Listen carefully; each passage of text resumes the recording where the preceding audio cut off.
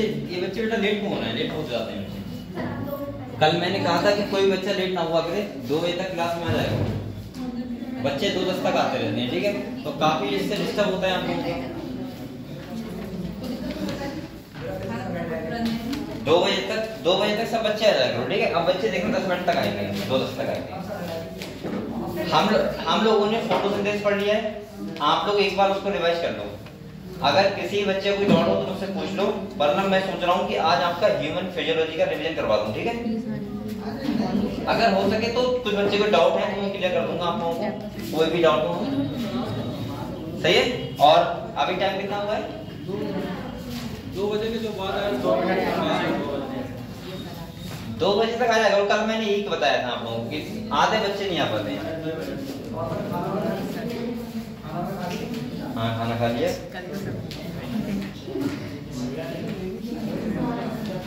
मैं कल से 2:05 तक एंट्री लूंगा, उसके बाद क्लास में नहीं आने दूंगा, ठीक है? कोई बच्चा सही या तो वो अपना काम बताए कि हाँ यहाँ पे क्या काम था, इसलिए से लेट हुआ है, ठीक है? क्योंकि हम लोग थोड़ा लेट जाते हैं, आप लोग पूरा क्लास में चाहिए, उससे अच्छा लगता है, ठीक है? तो आप लोग क्या करो, जल्दी से बेटा फोटोसिंथेसिस में लगा लो एक बार। अगर किसी का कोई डाउट हो तो मुझसे क्लियर कर लो। और इसके बाद हम लोग मैं आपको, अगर किसी भी बच्चे के कल टेस्ट है ह्यूमन फिजियोलॉजी का, किसी बच्चे को डाउट हो तो मुझसे क्लियर कर सकता है। बकाया हम लोग अगर डाउट हो जाएंगे फिर रेस्पिरेशन पढ़ेंगे, ठीक है? स्टार्ट करेंगे रेस्पिरेशन इन फ्लावरिंग प्लांट्स, ठीक है? तो एक बार रिवाइज करो बेटा फोटोसिंथेसिस, तब तक बच्चे आ रहे हैं, तो उसके बाद हम लोग आगे बढ़ेंगे। और मुझे लग रहा है कि फोटोसिंथेसिस में किसी बच्चे को डाउट नहीं होना चाहिए, क्योंकि मैंने इतना डीपली तरीके से आप लोगों को पढ़ाया है। और यहाँ पे आप लोगों को C3, C4 और साइक्लिक और नॉन साइक्लिक फोटो फॉस्फोराइलेशन आप लोगों को सबको क्लियर होना चाहिए, ठीक है?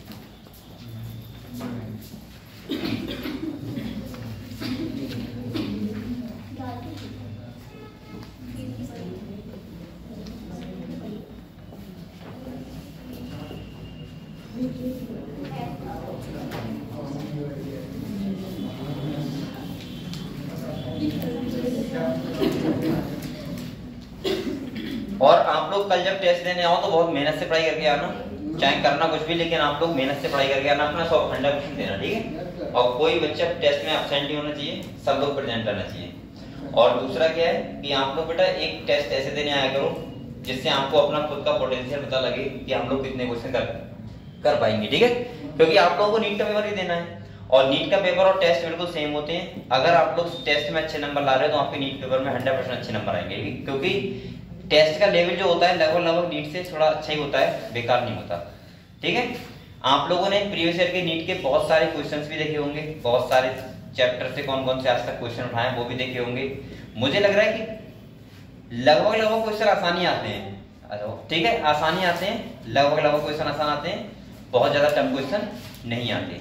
तो आप लोग कोशिश करो कि एक बेसिक टाइप का हर चैप्टर का आप लोगों को बहुत अच्छे से क्लियर होना चाहिए, ठीक है?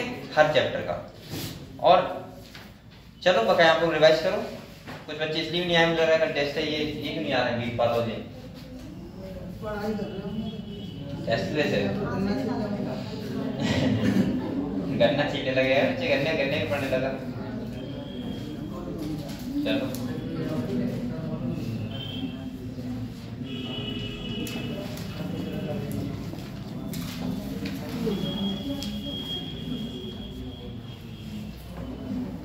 तो किसी बच्चे का फोटोसिंथेसिस में अगर कोई भी प्रॉब्लम है तो मुझसे क्लियर कर सकता है, ठीक है? पूछ सकता है कि सर दोबारा बता दो, ठीक है? अगर किसी बच्चे को प्रॉब्लम हो तो बताओ।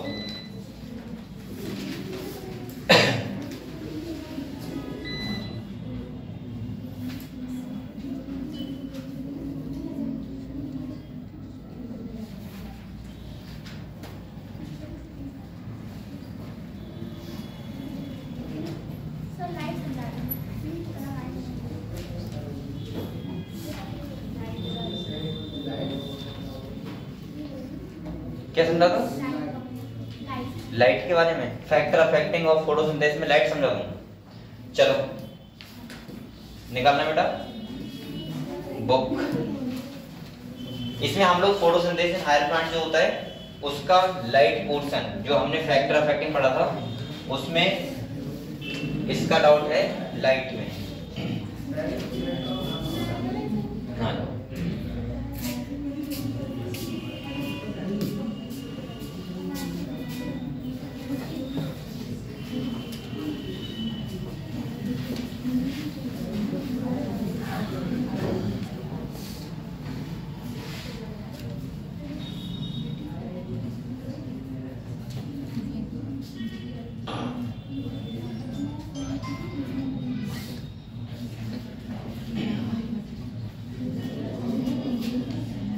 देखो मैंने आप लोगों को, अरे क्या आ गया,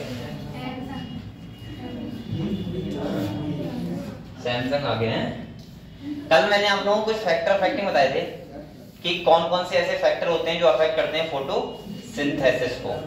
तो आप लोग बताओ, ऐसे फैक्टर जो भी करवाते हैं फोटोसिंथेसिस वही करेंगे अफेक्ट किसको, फोटोसिंथेसिस को। तो मैं ऐसे नहीं बोल सकता, जैसे लाइट हो गया, CO2 हो गया, टेम्परेचर हो गया, वाटर हो गया, ये सब फैक्टर ऐसे होते हैं जो अफेक्ट करते हैं किसको, फोटोसिंथेसिस को। ठीक है, कौन कौन से, CO2, लाइट, टेम्परेचर और वाटर, ये सब अफेक्ट करते हैं। लेकिन मैंने यहाँ पे ये बताया था, रेट ऑफ फोटोसिंथेसिस को डिसाइड कौन करेगा बेटा, तो वो करेगा लॉ ऑफ मिनिमम को फॉलो करेगा, यानी कि जो लिमिटिंग सबसे कम होगा, नियरेस्ट होगा, सबसे कम वैल्यू होगी, बताया था मैंने।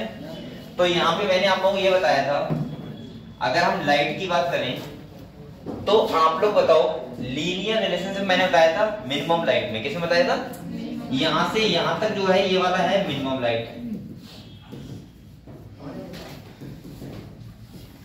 ठीक है, और मैंने कहा था मिनिमम लाइट जब होता है तो आप लोग जैसे जैसे लाइट बढ़ाएंगे वैसा वैसे रेट ऑफ फोटोसिंथेसिस क्या होगा, बढ़ेगा।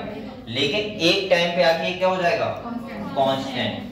ये बहुत जरूरी है, यहाँ से क्वेश्चन भी आ सकता है, ध्यान रखना आप लोग। मिनिमम लाइट में लीनियर रिलेशनशिप होता है लाइट इंटेंसिटी का और किसका, रेट ऑफ फोटोसिंथेसिस का।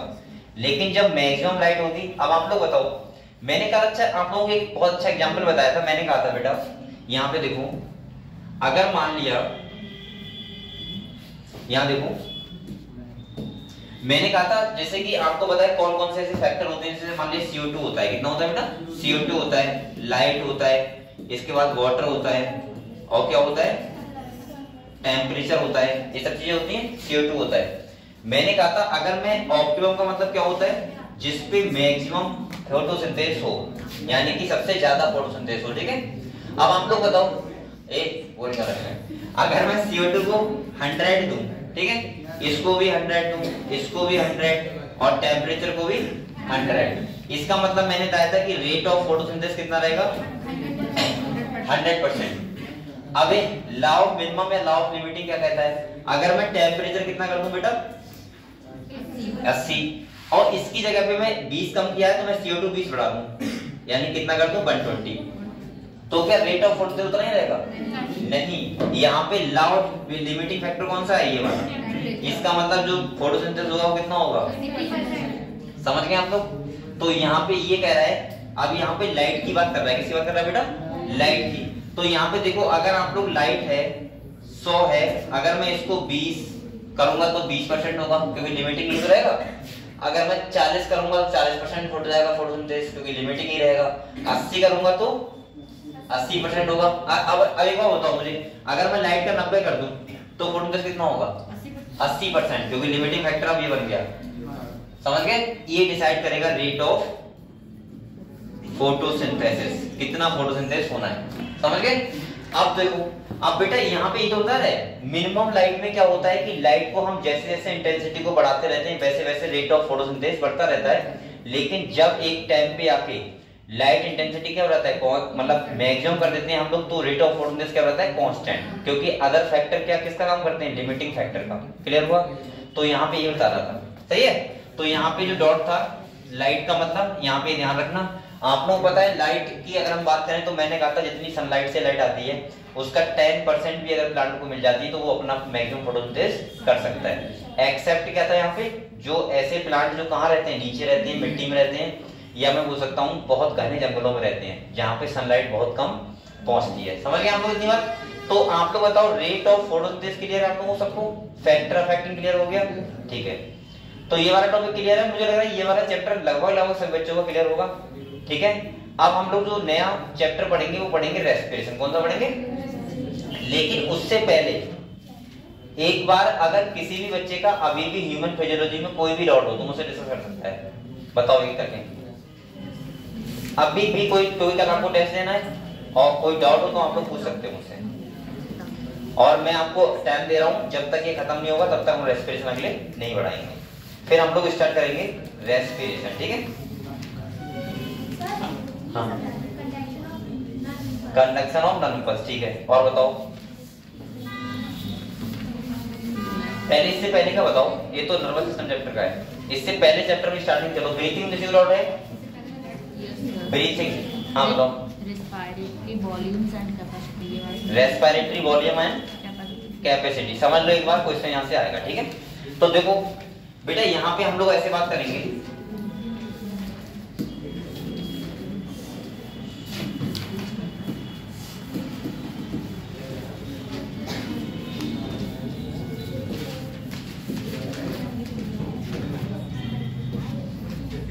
देखो यहाँ पे हम लोग पढ़ेंगे रेस्पिरेटरी वॉल्यूम एंड कैपेसिटी। आप लोग बताओ, मैंने वॉल्यूम का मतलब क्या होता है बेटा? जो एवरेज वॉल्यूम होता है हमारे लंग्स का वो वॉल्यूम होता है। कैपेसिटी का मतलब होता है मैक्सिमम। क्या होता है? मैक्सिमम। तो आप लोगों को पहले तो ये पता होना चाहिए टाइडल वॉल्यूम कितना होता है, दूसरा आप लोगों को पता होना चाहिए आईआरबी कितना होता है, तीसरा आप लोगों को पता होना चाहिए ईआरबी कितना होता है, चौथा आप लोगों को पता होना चाहिए रेजिडुअल वॉल्यूम कितना होता है। अगर ये वॉल्यूम आप लोगों को पता है तो आप लोग कैपेसिटी बड़े आराम से निकाल सकते हो। जैसे अगर मैं बात करूं आपसे टाइडल वॉल्यूम, तो बताओ कितने बच्चों को पता है कितना होता है? हाथ खड़ा करो, कितने बच्चों को पता है? लगभग लगभग, और तुम्हें नहीं पता है पीछे टाइडल वॉल्यूम कितना होता है? तो मैं कुछ और बोल रहा हूँ, मैं ये कह रहा हूँ हाथ खड़ा करो। चलो अब मैं वो हाथ खड़े करवाऊंगा जिसको नहीं पता होगा, ठीक है। तो टाइडल वॉल्यूम बेटा होता है एवरेज 500 ml। कितना होता है? 500 ml, यानी कि हम लोग 500 ml एयर को इंस्पायर और एक्सपायर नॉर्मल ब्रीथिंग हम लोग कर सकते हैं। अगर हम बात करें, इधर देखो, अगर मुझे टाइडल वॉल्यूम पता है कितना होता है, 500 वहां पे 1 मिनट का भी लिखा है 6000 से 8000, क्योंकि हम लोग एक मिनट में 12 से 16 टाइम क्या करते हैं? ब्रीथिंग करते हैं, ठीक है। अगर मैं आईआरबी की बात करूं, किसकी बात करूं? आईआरबी। आईआरबी का मतलब क्या होता है बेटा? Inspiratory reserve volume. आईआरबी कितना होता है बताओ? सब लोग रिवाइज कर लो, बोलते रहो। 2500 से 3000 होता है। अगर ईआरबी होता है वो कितना होता है? 1000 से 1100। और आरबी कितना होता है? अगर आप लोगों को इतना पता है 1100 से 1200 होता है, तो आप लोग बताओ कैपेसिटी नहीं निकाल सकते क्या? कैसे? देखो, अगर आपको कौन सी निकालनी है? इंस्पायरेटरी कैपेसिटी निकालनी है, सही है। तो आईआरबी जोड़ दो और साथ में टाइडल वॉल्यूम जोड़ दो, बस जो भी आएगा वो क्या हो जाएगी? Inspiratory capacity. अगर हम एक्सपायरेटरी कैपेसिटी की बात करें तो ईआरबी जोड़ दो और साथ में क्या जोड़ दो? टीबी, टाइडल वॉल्यूम जोड़ दो, ठीक है।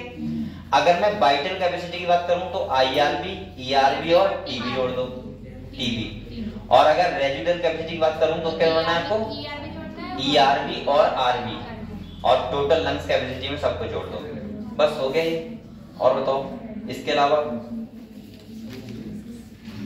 बताते रहो इसको, जो भी डाउट हो देखते रहो।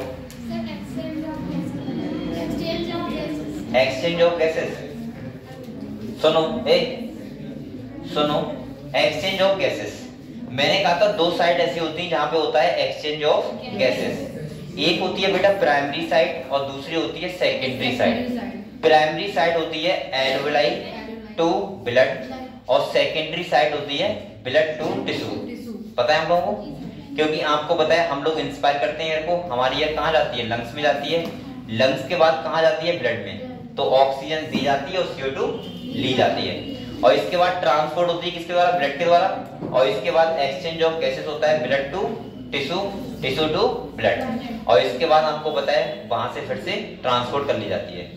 एक्सचेंज ऑफ गैसेस का मतलब मैंने बताया था, जब high partial pressure to low partial pressure कोई भी गैस मूवमेंट करती है उसको बोलते हैं डिफ्यूजन। क्या बोलते हैं बेटा? तो आप लोगों को ध्यान रखना है, यहाँ पे भी high partial pressure to low partial pressure, ये क्या होता है? वर्क होता है, पहली बात। दूसरा बेटा आप लोगों को ध्यान रखना है, मैंने कुछ कंडीशंस बताई थी। क्या बताई थी? जैसे इधर देखो, अगर मैं कंडीशंस की बात करूं तो यहाँ देखो बेटा, एक बार बताओ आप लोग, ये क्या है? एल्वेओलाई है। क्या है? एल्वेओलाई है। तुमको दिख रहा है? तुमको दिख नहीं रहा होगा। आप लोग इधर के बच्चे इधर बैठ जाओ, आके बैठ जाओ, यहाँ बैठ जाओ, हेमंत के पास बैठ जाओ। हेमंत पीछे बैठ जाएगा, दिख रहा है? एक दो लोग तुम इधर आ जाओ, तुम लोग इधर आ जाओ, यहाँ बैठो, आ जाओ। पीछे से नहीं दिखता होगा, उस साइड में नहीं दिखता है, बहुत कम दिखता है। दिख रहा है? मतलब मैं बैठा रहा हूँ, नहीं बैठ रहे हैं। इधर देखो, यहाँ पे क्या है? ब्लड। यहाँ पे सीटें तो अभी काफी खाली है ना, तो बैठ सकते हो आप लोग आराम से।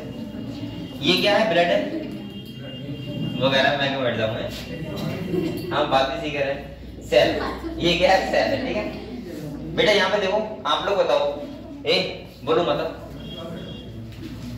आप लोग बताओ ये क्या है बेटा? ब्लड है, ये आर्टरी होगी, आपको पता है, अगर पता हो तो ये क्या होगी? वेन्स होगी, सही है। और यहाँ पे ये क्या है? एल्वेलाई, ये क्या है? सेल। मैंने कहा था, इधर देखो बेटा, समझ लो, जब हम O2 लेते हैं और CO2, तो इसे बोलते हैं ब्रीथिंग। क्या बोलते हैं? ब्रीथिंग का मतलब होता है इंस्पायरेशन और, तो ये क्या हो गया? ब्रीथिंग हो गया। इसके बाद मैंने कहा था यहाँ पे होता है एक्सचेंज ऑफ गैसेस, यही तो होता है एक्सचेंज ऑफ गैसेस होगा, एल्वेलाई टू ब्लड और ब्लड टू एल्वेलाई। और सेकेंडरी साइड होगी यहाँ पे, जहां होगा एक्सचेंज ऑफ गैसेस होगा। अब आप लोग ये बताओ मुझे, सिंपल सा बताना, आप ही लोग बताओगे। यहाँ पे बेटा हम ब्लड को देते हैं और CO2 रिसीव करते हैं, और यहाँ पे हम लोग O2 को देते हैं और CO2 क्या करते हैं? रिसीव करते हैं, तो पता है आप लोगों को। और जब यहाँ पे ऑक्सीजन दी जाती है तो फूड का ऑक्सीडेशन होता है, और आप लोगों को पता है यहाँ पे हमें क्या मिल जाती है? ATP मिल जाएगा। क्या मिल जाएगा?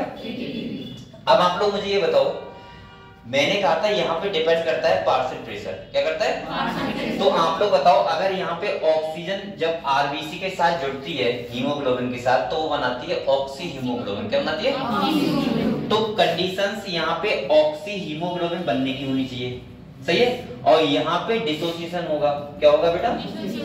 डिसोसिएशन होगा किसका? ऑक्सी हीमोग्लोबिन का, क्योंकि हमें ऑक्सीजन यहाँ देना है और CO2 लेना है, और CO2 लेंगे तो यहाँ पे हीमोग्लोबिन के साथ जुड़ेगा CO2 और बनेगा कार्बामिनो हीमोग्लोबिन, और यहाँ पे इसका क्या होगा? ब्रेकडाउन होगा। समझ गए ये बात? अब देखो, मैंने कहा था यहाँ पे क्या कंडीशंस होनी चाहिए और यहाँ पे क्या कंडीशंस होनी चाहिए, वो आपको पता होनी चाहिए, ठीक है, तभी होगा एक्सचेंज ऑफ गैसेस। मैंने बताया था यहाँ पे बेटा ऑक्सीजन जुड़ता है और बनाता क्या है? Oxy haemoglobin. तो यहाँ पार्शियल प्रेशर ऑक्सीजन का क्या होना चाहिए? ज्यादा होना चाहिए, और बकाया सब चीजें कम। जैसे CO2 का पार्शियल प्रेशर कम होना चाहिए, दूसरा टेम्परेचर कम होना चाहिए, तीसरा हाइड्रोजन कंसंट्रेशन भी कम होनी चाहिए, ये सब कम होनी चाहिए, और पार्शियल प्रेशर ऑक्सीजन कम होनी चाहिए ज्यादा। तो यानी कि मैं ऐसे बोल सकता हूँ, यहाँ पे पार्शियल प्रेशर ऑक्सीजन ज्यादा हो, हाइड्रोजन कंसंट्रेशन क्या हो बेटा? कम, टेम्परेचर क्या हो? कम, और CO2 का पार्शियल प्रेशर कम। ये बात समझ गए आप लोग? अब आप लोग देखो, यहाँ पे इसका उल्टा होता है, यहाँ पे CO2 का पार्शियल प्रेशर ज्यादा और बकाया सबका कम, सही है, उल्टा होगा सबका। टेम्परेचर भी क्या होना चाहिए? ओ सॉरी, यहाँ पे ऑक्सीजन का क्या होना चाहिए? कम, और बकाया सबका क्या होना चाहिए? ज्यादा। हाँ सही है। यहाँ पे CO2 का भी क्या हो बेटा? ज्यादा हो, हाइड्रोजन कंसंट्रेशन क्या हो? ज्यादा, और टेम्परेचर भी क्या हो? ज्यादा हो। ये आप लोग पता है। अब ये उल्टा हो गया। अब इससे फायदा क्या हुआ? देखो, यहाँ पे अगर ज्यादा पार्शियल प्रेशर ऑक्सीजन का है तो बन जाएगा ऑक्सी हीमोग्लोबिन, सही है, और यहाँ पे अगर कम होगा तो ब्रेक डाउन हो जाएगा। और जब CO2 का ज्यादा होगा तो CO2 हमें बाइंड तो करनी है, तो बाइंड भी हो जाएगी, और यहाँ पे CO2 का कम होगा तो ब्रेक डाउन हो जाएगा। समझ गए आप लोग? ये कंडीशंस अगर आपको पता है, बस बात खत्म हो गया। एक्सचेंज ऑफ गैसेस क्लियर हुआ? ये चीजें आप लोगों को बहुत अच्छे से क्लियर होनी चाहिए। चलो अगले और बोलो, अगले बताओ। Breathing and exchange of gases clear हुआ? चलो एक आपको एक चीज बता दूं, और जो हमारा हीमोग्लोबिन होता है वो बेटा 5 ml ऑक्सीजन लेके आता है, और जो हमारा हीमोग्लोबिन जो क्या लेके आता है? 100 ml ब्लड कितना लेके आता है? 4 ml क्या? CO2। पता है आप लोगों को? ठीक है, तो ये सब आपको पता होगा। ऑक्सीजन का ट्रांसपोर्ट कितने टाइप से होता है? 2 टाइप से, और CO2 कितने टाइप से होता है? 3 टाइप से। ये सब चीजें क्लियर है? बताओ। तो अब हम अगले चैप्टर पढ़ते हैं। कौन सा चैप्टर है? इससे अगले वाला बॉडी फ्लूइड एंड सर्कुलेशन। इसे बताओ जल्दी देखो।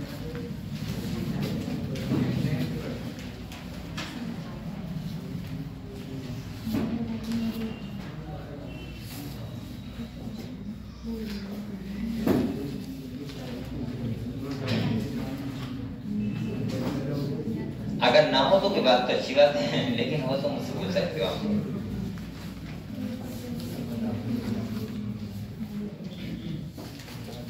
किसी भी स्टूडेंट को कोई भी डाउट हो तो मुझसे पूछ सकता है, ठीक है। Body fluid and circulation 5 minute देख रहा हूँ, आप लोग आराम से दे रहा हूँ, आप लोग आराम से देख लो, उसके बाद पूछते हैं, ठीक है? फिर उसके बाद मैं बताता हूँ, ठीक है? नहीं है तो अगले चैप्टर पढ़ते हैं फिर।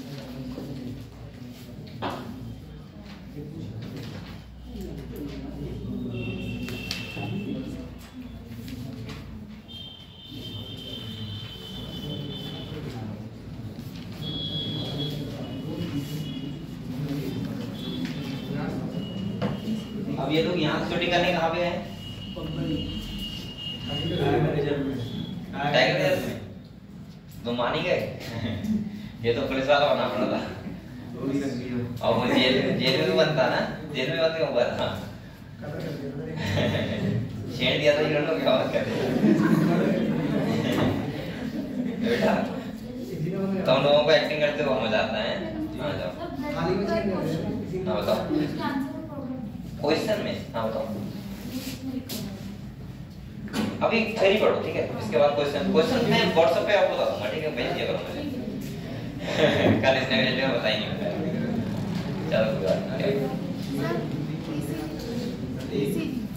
ईसीजी, चलो ईसीजी टाइम के बाद बताओ। हाँ डिसऑर्डर, चलो 2 डाउट हो गए। और किसी को कोई डाउट नहीं? डबल सर्कुलेशन, चलो। और 3 हो गए, और बताओ।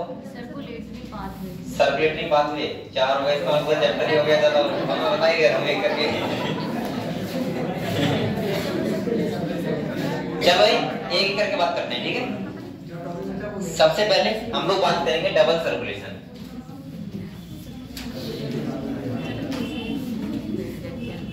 यहाँ पे देखो, डबल सर्कुलेशन और सिंगल सर्कुलेशन क्या होता है वो समझो।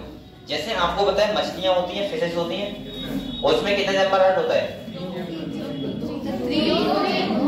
मछलियां 2 चैम्बर होता है। कितने चैम्बर होता है? 2 चैम्बर। यहाँ देखो, ये देखो, तो बेटा 2 चैम्बर होता है। तो इसमें एक क्या होता है? एट्रियम, और एक क्या होता है? एक क्या होते हैं? गिल्स, और एक क्या होते हैं? सेल। यहाँ पे यहाँ से यहाँ जाएगा, यहाँ से यहाँ जाएगा, और यहाँ से ये कितना सर्कुलेशन हुआ? 1। हार्ट से एक ही बार करंट निकल रहा है, तो कितना होता है? सिंगल। अब देखो डबल पे आओ, पहले डबल पे मत आओ, पहले आप लोग आओ इनकम्प्लीट डबल पे। इनकम्प्लीट का मतलब होता है कंप्लीट डबल सर्कुलेशन नहीं होगा, लेकिन इनकम्प्लीट डबल सर्कुलेशन होता है जिसके पास होता है बेटा हार्ट 3 चैम्बर। यानी कि इसमें 2 होते हैं एट्रियम, एक वेंट्रिकल, ये राइट एट्रियम, ये लेफ्ट। सही है? यहाँ पे क्या होता है? यहाँ पे देखो, ये सेल है और ये क्या है? लंग्स है।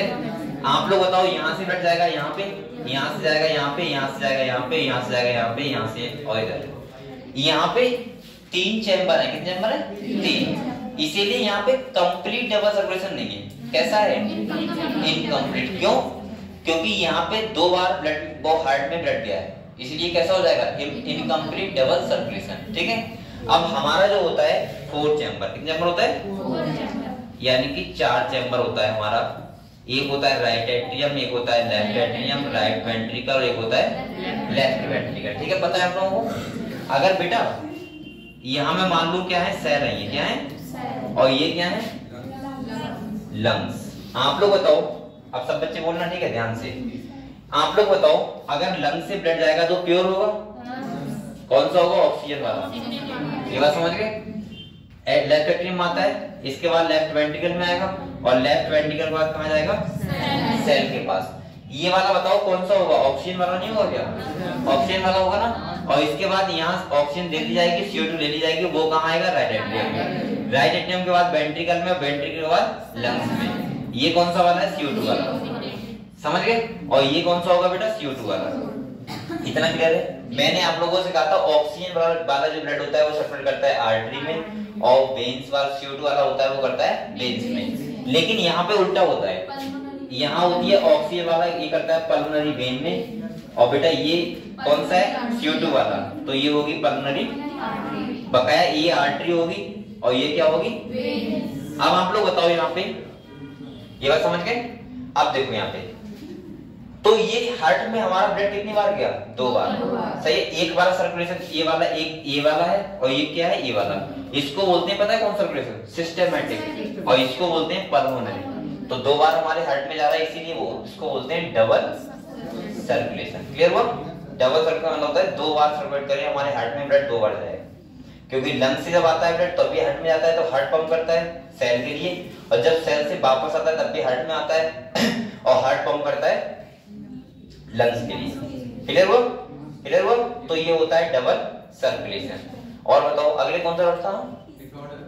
डिसऑर्डर। बाद में पहले, इससे पहले क्या था? ईसीजी। ईसीजी में शाम तो बताया था। आप लोग क्या कर रहे, सो रहे थे क्या? आप लोग ऐसा नहीं करते क्लास लगा के खाना खाने लगे सो गए तो क्लास चली रही है, क्या दिक्कत है? वहां सब लोग एक्टिव रहो बेटा, ठीक है। ईसीजी की बात करते हैं। किसकी बात करते हैं? ईसीजी। आप लोग बताओ, आप लोग हॉस्पिटल गए होगे, सब लोग गए हो? अरे हॉस्पिटल की बात कर रहा हूँ, गए हो नहीं गए हो? ठीक है। तो आपने एक मॉनिटर देखा होगा, ऐसे लगा होता है, सही है। और यहाँ पे आप लोग देखोगे तो ऐसा कि ऐसे एक वो चलती है, चलती है, क्या चलती है? ये वेव चलती है, इलेक्ट्रिकल वेव्स आती हैं। बेटा ये वाली कौन सी होती है? बोलो मत आप लोग। और ये होती है बेटा QRS कॉम्प्लेक्स, और ये होती है T वेव। सही है। इससे पता क्या लगता है हमें? इससे पता लगता है इलेक्ट्रिकल एक्टिविटी अगर हमारी इंपल्स जनरेट करेगी तो ये बनेगी, और नहीं करेगी तो नहीं बनेगी। आप लोग पता है जब आदमी मर जाता है तो वो कैसा बन जाता है? सीधा। ऐसे हो जाता है। कहते नहीं है जिंदगी की लाइन थोड़ी चेंज होनी चाहिए, मतलब चलती रहती, सुख दुख चलने चाहिए, ठीक है। अगर आप लोग एक ही कंडीशन में रहोगे तो क्या आएगा जिंदगी जीने का मतलब? ना तो आप लोग अगर स्टेबल रहोगे तो क्या फायदा है? स्टेबल का मतलब जानते क्या होता है? एक ही तरह रहना। और आप लोग अगर एक ही तरह रहोगे तो फिर ऐसे मरने के समान है क्या? तो चलना चाहिए लाइफ में ऊपर नीचे। लेकिन कुछ लोग होते हैं कि वो ये नहीं बनाते, वो कुछ लोग ऐसे टाइप से बना देते हैं, मतलब कुछ ही बना देते हैं। सही है। और मैंने तो एक का के हाथ में बना वो देखा है वो बेटा तो दिखावा होता है, मैं ये नहीं बन पाता। इधर देखो, अब यहाँ पे देखो आप लोग, तो इसका मतलब क्या होता है? देखो ये पी वेव का बनता है जब होता है एट्रियम कॉन्ट्रैक्शन। क्या होता है बेटा?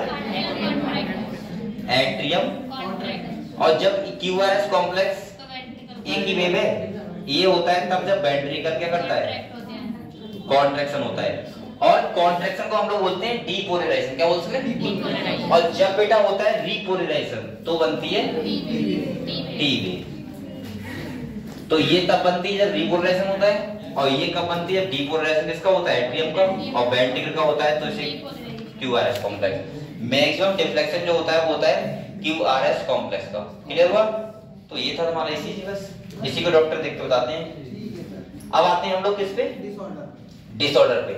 तो एक बार बोल रहा हूँ कौन कौन से हैं। चलो मैं किताब निकाल लूं क्या? High blood pressure, hyper tension,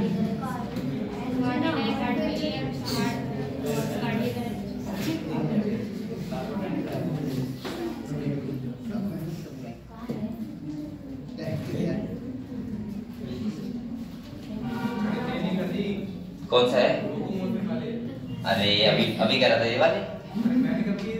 अच्छा खाली डिसऑर्डर बोला था ना मैं तो इसकी। चलो पहले बताओ ये वाला चैप्टर क्लियर हुआ? इस चैप्टर में किसी को डाउट तो नहीं है? सही है। अगले आ जाओ। अब आप लोग इसके बाद कौन चैप्टर बेटा? इसके बाद है एस्क्रिप्टिव प्रोडक्ट एंड देयर एलिमिनेशन। आप लोग पहले ये बताओ इस वाले चैप्टर में किसी को डाउट है? जल्दी जल्दी बोलो बेटा, बोलो मत, खाली देखो आप लोग 5 मिनट, ठीक है? जल्दी से।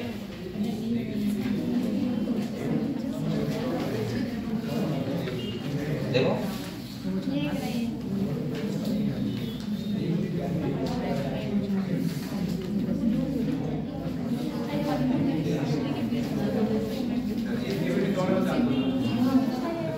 इसके भी बेटा डिसऑर्डर तुम खाली लेके आएगा और भी चलो कोई टॉपिक पूछो। ये डिसऑर्डर बताता रहूंगा, ठीक है? आप टेंशन ना लो। हाँ बताओ क्या ये नेफ्रॉन का स्ट्रक्चर। और बताओ। हाँ बताते रहो सब लोग। इसके बाद अगर किसी और डाउट हो रहा है तो मैं और पूछ रहा हूँ, ठीक है? ठीक, पानी वाला। यहाँ पे देखो सबसे पहले इनका रोड है ह्यूमन एस्पिरेटरी सिस्टम, ठीक है। तो आप लोग पता है बेटा एस्पिरेटरी सिस्टम की बात करें तो यहाँ 1 पेयर किडनी होती है, क्या होती है 1 पेयर किडनी, 1 पेयर यूरेटर होते हैं। यूरेटर के बाद क्या होता है, एक यूरिनरी ब्लैडर होता है और ये क्या होता है यूरेथ्रा, और यूरेथ्रा के पास लगा होता है यूरेथ्रल स्फिंक्टर, पता है आप लोगों को। ये सब मिला के हमारा क्या बनता है ह्यूमन एस्पिरेटरी सिस्टम।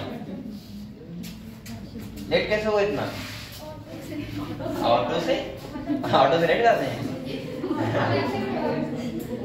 बेटा। आज मुझे ये आदेश मिला है, कोई भी बच्चा अगर 2:05 से लेट होता है तो उसको क्लास में अथॉरिटी नहीं मिलेगी, लेकिन उसको मिल जाएगी जो रीजन बताएगा रियल वाला।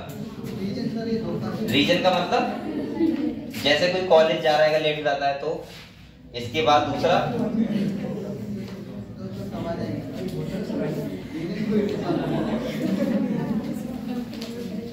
मैं बोल सकता हूँ कि जैसे इनका ट्रेन लेट हो जाता है तो मजबूरी है फिर।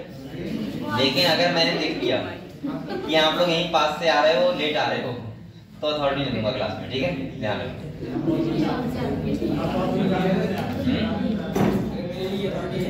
अब जैसे विशेष है ये यहीं से आता है, मुझे पता है लाइन बार से आता है, और अगर ये लेट हो जाता है तो इसका मतलब ये है कि ये क्लास में नहीं आएगा फिर। तो क्या ये मैं बता रहा हूँ आप लोगों को एग्जाम्पल लेट ना होने के, सही है। और मुझे सब बच्चों के बारे में पता है कौन कहाँ से आता है, अरे लगभग पता है मुझे, तुम सारे इधर से आते हो यहीं से पास से, ऐसे नहीं बताया लगभग में बताया कि बच्चे कहाँ जाते हैं। लेकिन ये सुन लो इसमें ये बात मैं सही बात बता रहा हूँ जो मुझे बताई गई है, तो आप लोग लेट मत होना।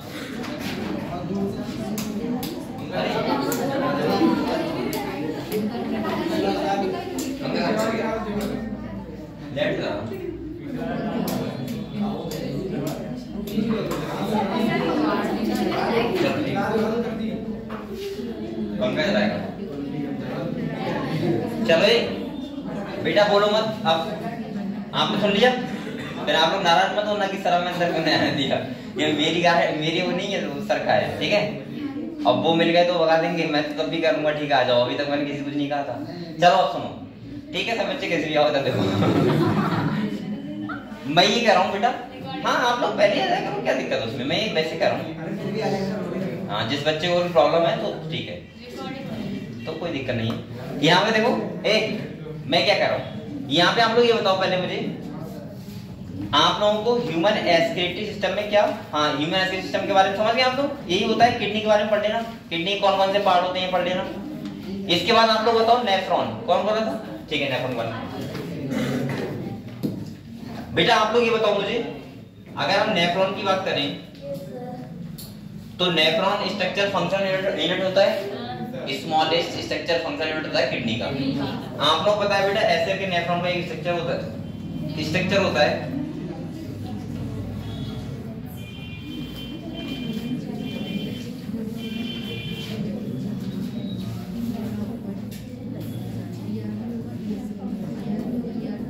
ऐसे होता है, और यहाँ पे कुछ ऐसे जाल सा बना हुआ होता है।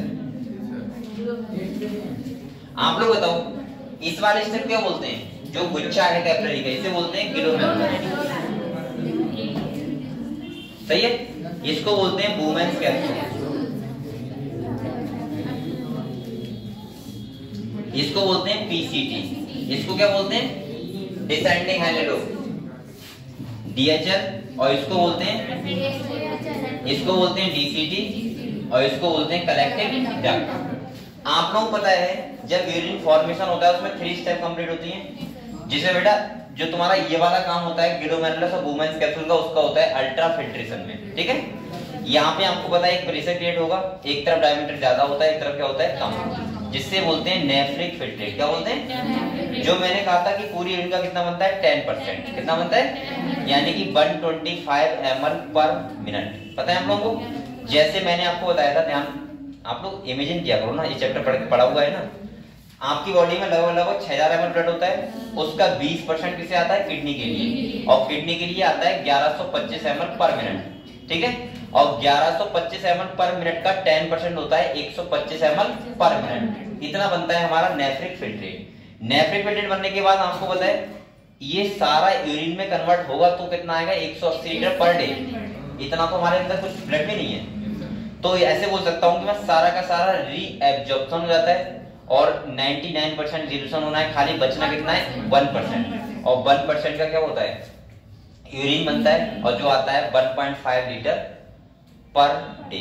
समझ गए आप लोग। और जिसको बोलते हैं जो पहला स्टेप होता है अल्ट्राफिल्ट्रेशन, दूसरा होता है सेलेक्टिव रीएब्जॉर्प्शन और तीसरा होता है सीक्रेशन। दूसरा आप लोगों को ध्यान रखना है बेटा कि सेलेक्टिव रीएब्जॉर्प्शन में कहां-कहां किस चीज का सीक्रेशन ज्यादा होता है। जैसे मैंने कहा था मैक्सिमम जो होता है वो पीसीटी वाले पार्ट में होता है।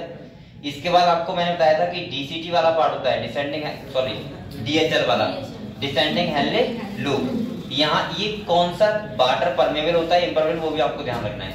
यहाँ पे ध्यान रखना है कौन सा परमेबल है कौन सा इम्परमेबल है, कहाँ पे यूरिन की कितनी ऑस्मोलैरिटी रहती है नेफ्रिक फिल्ट्रेट की, वो भी आपको ध्यान रखनी है। ठीक है, अगर आपको इतनी चीजें पता है तो बस हो गया चैप्टर कंप्लीट। अब हम इसके क्या पढ़ेंगे डिसऑर्डर।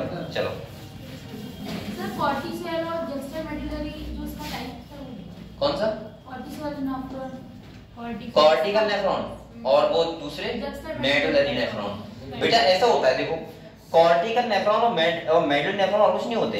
जो किडनी के मेडुला वाले पार्ट में होते हैं उन्हें बोलते हैं मेडुलरी नेफ्रॉन और जो किडनी के कॉर्टेक्स वाले रीजन होते हैं उन्हें बोलते हैं। एक का हैंडल लूप बड़ा होता है एक का छोटा होता है, एक होते हैं ज्यादा एक होते हैं कम। बस 3 डिफरेंस मैंने कॉपी में लिखवाए हैं, बस तो देख लो सही है। और इसमें कोई डिफरेंस नहीं होता, ओनली डिफरेंस होता है हैंडल लूप का। ठीक है क्लियर हुआ बेटा, ये क्लियर हुआ आप लोगों को। चलो अगले बताओ आप लोग और कोई डाउट है आपका। हाँ एक बार वो ध्यान रखना ऑटो रेगुलेशन ध्यान से पढ़ के आना, जिसमें मैंने कहा था कुछ हार्मोन्स इन्वॉल्व होते हैं और आप लोगों को पता है हमारी किडनी कैसी होती है ऑटो रेगुलेट। हम पानी कम पीते हैं तो यूरिन कम फॉर्मेशन होता है और हम पानी ज्यादा पीते हैं तो यूरिन का फॉर्मेशन ज्यादा होता है। ये आप लोगों को ध्यान रखना है। ठीक है, वहां पे कौन कौन से हार्मोन इन्वॉल्व होते हैं, वहां पे मैं बोल सकता हूँ कौन कौन सी सेल इन्वॉल्व होती है, जेजी सेल होती है, आपको पता होगा पोडोसाइट होते हैं वहां पे, ये सब आपको ध्यान रखना है। ठीक है, चलो डिसऑर्डर की बात करते हैं, आ जाओ।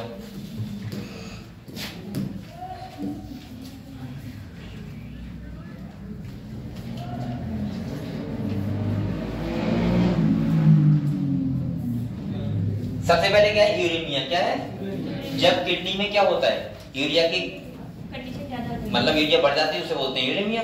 जब हमारी किडनी क्या हो जाती है बेकार हो जाती है, उस कंडीशन में क्या होता है हीमोडायलिसिस। एक प्रोसेस होती है जिसके द्वारा आर्टिफिशियल तरीके से हम लोग यूरिया का क्या करते हैं एस्पिरेट आउट कर सकते हैं। ठीक है, और हम लोग ब्लड से उसको अलग कर सकते हैं। ठीक है, उसको बोलते हैं हीमोडायलिसिस। इसके बाद देखो एक इसमें लिखा हुआ है रीनल फेलियर। क्या लिखा हुआ है रीनल फेलियर का मतलब ये होता है किडनी फेलियर। जब किडनी क्या हो जाए फेल हो जाए, किडनी वर्क ना करे, अच्छे से वर्क ना करेगी तो क्या होगा किडनी में हमारी ब्लड में यूरिया की मात्रा बढ़ी रहेगी, बस उसको बोलते हैं किडनी फेलियर। और रीनल कैलोक्लाई का मतलब होता है जब स्टोन हो जाती है। स्टोन का मतलब होता है ऑक्सीडेट, जब मास में कन्वर्ट होता है तो उस टाइम पे क्या होता है ये पथरी जो हम लोग बोलते हैं किडनी पथरी है, वो पथरी ये वाली नहीं होती जो आप लोग सोचते हैं रोड बन रहा है ये वाली पथरी होती है। वो पथरी होती है जब ऑक्सीडेट की मात्रा बढ़ जाती है, वो मास इकट्ठा हो जाता है बहुत सारा और वही क्या बन जाती है पथरी। समझ गए आप लोग। तभी तो हम लोग सोचते हैं कि बीज वाली चीजें नहीं खानी चाहिए। बेटा बीज से पथरी नहीं बनती है। अगर हम लोग सोच रहे हो कि बैगन का बीज ना खाएं तो पथरी नहीं बनेगी, ऐसा कुछ नहीं है। बस इसलिए कह रहा हूं क्योंकि बैगन के बीज में ऑक्सीडेट ज्यादा होता है। जैसे पालक होता है उसमें ऑक्सीडेट नहीं होता क्या, तो पालक खाने को भी मना करते हैं। इसके बाद आपने देखा होगा पालक के बाद अगर हम बात करें तो चीकू खाने के लिए मना करते हैं। मतलब जिसमें ऑक्सीडेट हो वो मत खाओ, बात खत्म। ठीक है, ऐसा नहीं कि बीज नहीं खाओगे तो पथरी नहीं होगी, बीज तो आप लोग अभी भी खा रहे हो तो क्या हुई पथरी आज तक। तो समझ गए आप लोग ये बात। ठीक है, तो दूसरा क्या होता है बेटा ये लिखा तो देखो ऑक्सीडेट लिखा है। ग्लोमेरुलोनेफ्राइटिस होता है inflammation of glomeruli of kidney. Glomerulus वाला पार्ट होता है जो गुच्छा है उसमें स्वेलन टाइप की साइज है तो उसे बोलते हैं ग्लोमेरुलोनेफ्राइटिस। बस ये इसके डिसऑर्डर थे। ठीक है, अगले देखो बेटा नेक्स्ट चैप्टर हमारा कौन सा आता है लोकोमोशन एंड मूवमेंट। इसे बताओ पहले सबको कंप्लीट है पूरा। लाइट एंड डार्क क्लियर हो चल रहा है, एक्टिन और मायोसिन फिलामेंट क्लियर है। इसके बाद आप लोगों को ये पता है कि मसल कॉन्ट्रैक्शन कैसे होता है, कौन सा हेड किस में फिट होता है, पता है आप लोगों को, ठीक है। ट्रोपोनिन क्या करता है, मास में काम करता है, ये सब पता होगा आप लोगों को। चलो अगले बढ़ो। मसल्स हमारी कितनी टाइप की होती है, 3 टाइप की, वो आपको पता है, कार्डियक, स्केलेटल और स्मूथ मसल। सौरभ गांगुली आ गए। इसके बाद सुनो, अगर हम बात करें बेटा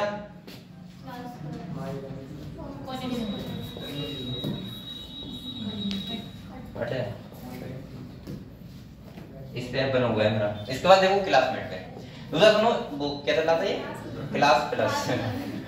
यहाँ पे देखो मैं क्या कर रहा हूँ, तो हम बोल सकते हैं यहाँ पे, जैसे पहले मैंने आपको बताया था कि हाँ डार्क बैंड होते हैं, लाइट बैंड होता है, आप लोगों को पता है। लाइट बैंड में कौन से वो होते हैं, ओनली एक्टिन फिलामेंट होते हैं। डार्क बैंड में दोनों होते हैं, मायोसिन फिलामेंट भी और 2 हाफ एक्टिन फिलामेंट। पता है आप लोगों को। लाइट बैंड की मिडिल लाइन को बोलते हैं जेड लाइन, 2 जेड लाइन की डिस्टेंस को बोलते हैं सार्कोमिया। जब जेड लाइन की डिस्टेंस कम होती है, सार्कोमिया की लेंथ कम इनकी डिक्रीज होगी, तो वही क्या होता है, मसल कॉन्ट्रैक्शन। पता है 3 टाइप की मसल होती हैं, कार्डियक, स्केलेटल, स्मूथ। आप लोगों को पता है कार्डियक मसल जो होती है, इससे हमारा हार्ट बना होता है, और हार्ट बना होता है तो बताओ वो वॉलंटरी होती है, इनवॉलंटरी? इनवॉलंटरी का तो तुम्हारा हार्ट तुम्हारे अकॉर्डिंग काम कर रहा है क्या भाई? रुक जाएगा क्या? नहीं रुकेगा। इसके बाद सुनो, दूसरा मैं ऐसे बोल सकता हूँ कि ये कॉन्ट्रैक्शन तो करता है ना, तो इसीलिए एक ऐसी मसल होती है स्ट्रिप्टेड। दूसरा देखो स्मूथ मसल कैसे होती है, वॉलंटरी, इनवॉलंटरी? इनवॉलंटरी, लेकिन ये कॉन्ट्रैक्शन नहीं करती है, इसीलिए बोलते हैं अनस्ट्रिप्टेड। हिंदी में बोलते हैं आरेखित पेशियां। इसके बाद मैं बोल सकता हूँ कि हमारी स्केलेटल मसल कैसे होती है, वॉलंटरी, हमारी इच्छा अनुसार काम करती है। और दूसरा ये कैसे होती है, कॉन्ट्रैक्शन करती है, इसलिए होती है स्ट्रिप्टेड। समझ गए आप लोग? ठीक है, तो ये सब आपको पता होगा मेरे हिसाब से। स्केलेटल सिस्टम आपको बहुत अच्छे से क्लियर है, सही है। और हम लोग बात कर सकते हैं ज्वाइंट, आप लोग देख लेना, डिसऑर्डर की बात करते हैं। ज्वाइंट्स, हाँ तुम बताओ। किसी भी टाइप कह सकते हैं, बोन्स पूछ सकता है, कोई सी बोन पूछ सकता है, कितनी बोन होती है, कौन सी बोन होती है, वो सब पूछेगा, सही है। दूसरा देखो ज्वाइंट्स, बेटा ज्वाइंट्स हमारे 3 टाइप के होते हैं। कितने टाइप के होते हैं? एक होते हैं फाइब्रस, दूसरे होते हैं कार्टिलेजिनस, और तीसरे होते हैं साइनोवियल। जो फाइब्रस ज्वाइंट होते हैं वो इमूवेबल होते हैं, उनमें कोई मूवमेंट नहीं होता। और जो कार्टिलेजिनस होते हैं वो होते हैं स्लाइटली मूवेबल। जैसे तुम्हारा वर्टिब्रल कॉलम है, वर्टिब्रल कॉलम है, तो वर्टिब्रल कॉलम में छोटी वर्टिब्रल से बना हुआ है, और वर्टिब्रल के बीच कौन सा जॉइंट होता है, कार्टिलेजिनस। रिब्स होती हैं, रिब्स, और अगले से हमारा स्टर्नम बोन जुड़ी हुई है, वहां पे कौन जॉइंट होता है, कार्टिलेजिनस। और जो तुम्हारा वो वाला होता है कौन सा, फाइब्रस, जहां पे कोई मूवमेंट ना हो। जैसे हमारी फ्रंटल बोन है और टेम्पोरल बोन दोनों जुड़ी हुई हैं, तो यहाँ पे मूवमेंट है क्या? नहीं है ना। और यहाँ मूवमेंट नहीं, तो इसका मतलब ये कौन सा जॉइंट है, फाइब्रस, जहां बिल्कुल मूवमेंट ना हो, ठीक है। और साइनोवियल जॉइंट का मतलब होता है जहाँ फ्रीली मूवमेंट हो। जैसे आपके हाथ के, पैर के जितने भी जॉइंट्स सब कैसे हैं, फ्रीली मूवमेंट हैं। तो आप लोग एक बार देखो कौन कौन से जॉइंट्स कहाँ पे हैं। जैसे पहला कौन सा है, यहाँ से एक क्वेश्चन आएंगे, बॉल एंड सॉकेट जॉइंट। वो जॉइंट होता है 360 डिग्री घूमता है। 360 का मतलब ये वाला और ये वाला, यानी कि फीमर और हमारा ये वाला, और दूसरा ह्यूमरस और अभी क्या तो बोल रहा ना, कंधे वाला और ये वाला, ठीक है। दूसरा सुनो, ये लिखा नहीं है, humerus and pectoral girdle. Hinge joint कौन सा होता है, ये वाला जो घूमता है 180 डिग्री पे, ठीक है, 180, और ये वाला। क्लियर हुआ बेटा? इसके बाद सुनो, कौन सा है, पाइवट जॉइंट, जो एटलस और एक्सिस के बीच होता है। पहले सुनो, एटलस और एक्सिस होता क्या है आपको पता है? जो हमारी वर्टिब्रल कॉलम होती है उसकी फर्स्ट वर्टिब्रा को बोलते हैं एटलस, मतलब ऐसे बोल सकता हूँ, फर्स्ट सर्वाइकल वर्टिब्रा को बोलते हैं एटलस, और सेकंड सर्वाइकल वर्टिब्रा को क्या बोलते हैं, एक्सिस। और एटलस और एक्सिस के बीच जो जॉइंट होता है उसे हम लोग क्या बोलते हैं, पाइवट जॉइंट। समझ गए आप लोग? इसमें मूवमेंट का भी टाइप होता है। जैसे मैं अगर बात करूं, तो मैंने आपको बताया था जब हमारी खोपड़ी जो होती है, जो ये वाला मूवमेंट करती है, ये वाला, सही है, ये वाला तो कर रही है हमारी खोपड़ी किसके ऊपर, एटलस के ऊपर। और जब हम ऐसे बोलते हैं तो वो करती है एटलस एक्सिस के ऊपर। समझे? यस और नो से ध्यान रखना। क्लियर हुआ? हाँ बोलो, एटलस और एक्सिस, और एक करती है एटलस और खोपड़ी, ठीक है। अगले देखो बेटा, इसके बाद तुम्हारा ग्लाइडिंग जॉइंट होता है कार्पल्स के बीच। कार्पल्स कौन कौन होते हैं, ये वाला जॉइंट, ठीक है, यहाँ पे कार्पल्स के बीच। इसके बाद देखो, और इसके बाद कौन होता है, सैडल जॉइंट जो होता है कार्पल और मेटाकार्पल, यानी कि ये वाली बोन्स और ये वाली बोन्स, सही, इनके बीच, ठीक है। और अगला क्या है, बस हो गया, ये सब एग्जांपल ध्यान रखना, आप लोग याद करके आना है आराम से, ठीक है। चलो डिसऑर्डर पे आते हैं। सबसे पहले क्या है, माइस्थेनिया ग्रेविस। पहले ये बताओ ऑटो इम्यून का मतलब तो क्या होता है, ऑटो इम्यून डिसऑर्डर कौन से होते हैं? जो अपने आप को सेल पर खुद से अटैक, हाँ, जो हमारी सेल खुद की सेल पे अटैक करने लगे तो वो डिसऑर्डर ऐसे होते हैं autoimmune disorder, cell attack, ठीक है। तो यहाँ कह रहे हैं autoimmune disorder affecting neuromuscular junction leading to fatigue, weakening and paralysis of skeletal muscles. आप लोगों को पता है कभी-कभी अचानक से आदमी को पैरालिसिस आ जाती है, सही, कोई रीजन नहीं होता उसका, ऑटो इम्यून डिसऑर्डर होता है, अपने आप से हमारी सेल पे क्या कर देती है, अटैक कर देती है, और इसके कंपेयर में हमारा इम्यून सिस्टम वर्क नहीं कर पाता है और क्या हो जाता है, आदमी पैरालाइज रहता है, ठीक है। उसको बोलते हैं माइस्थेनिया ग्रेविस, क्लियर। दूसरा आपको पता होगा, इसके रीजन बहुत सारे बताए जाते हैं, वैसे आप लोग बहुत सारे पता भी होंगे, क्या क्या बताते हैं कि बताना रहे, चुड़ैलिया, ये तो मैंने ये तो नहीं सुना है, लेकिन और रीजन सुने, जैसे मैंने सुना है कि वो जब बिजली कड़कती है तो वहां नहीं जाना चाहिए ऊपर, ऐसा कुछ सुना है, छत पे नहीं जाना चाहिए, उससे रहता है कैसा, और क्या करिए मतलब बताना टाइप का। अरे पैरालिसिस कैसे बताते हैं कि ये रीजन जो गांव में बताते हैं कि ये इसकी वजह से जाता है ऐसा, हाँ बताओ, किसी को पता है, आप लोग बताया करो, मुझे दे दिया करो, चलो नहीं पता तो रहने दो। यहाँ पे देखो दूसरा है मस्कुलर डिस्ट्रोफी, कह रहा है progressive degeneration of skeletal muscles mostly due to genetic disorder. जब स्केलेटल मसल्स होती है, जब मसल्स का ग्रोथ ना हो तो उसको बोलते हैं हम लोग सिंपल भाषा में मस्कुलर डिस्ट्रोफी, और ये जेनेटिक डिसऑर्डर होता है, पेरेंट्स से मिला होता है बच्चे को फ्री ऑफ कॉस्ट, ठीक है। अगले है टिटैनी, कह रहा है rapid spasm bite contraction in muscle due to low calcium ion body fluid. जब कैल्शियम आयन लो होंगे तो मसल कॉन्ट्रैक्शन नहीं होगा, उसी को बोलते हैं टिटैनी, ठीक है। आर्थराइटिस, जॉइंट्स में सूजन आ जाती है उसे बोलते हैं आर्थराइटिस। अगले कह रहा है ऑस्टियोपोरोसिस, जब ज्यादा एज आती है किसी की, एज डिसऑर्डर है तो पोर्स, वो बोन्स में क्या हो जाते हैं, पोर्स हो जाते हैं, उसको बोलते हैं ऑस्टियोपोरोसिस। और गाउट का मतलब हिंदी में बोलते हैं गठिया।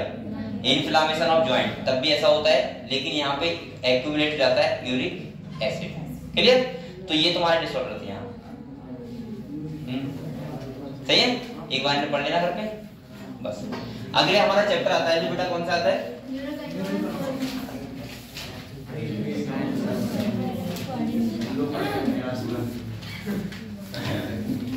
अगला आता है हमारा न्यूरल कंट्रोल एंड कोऑर्डिनेशन। यहाँ पे किसके ऑर्डर में बताओ,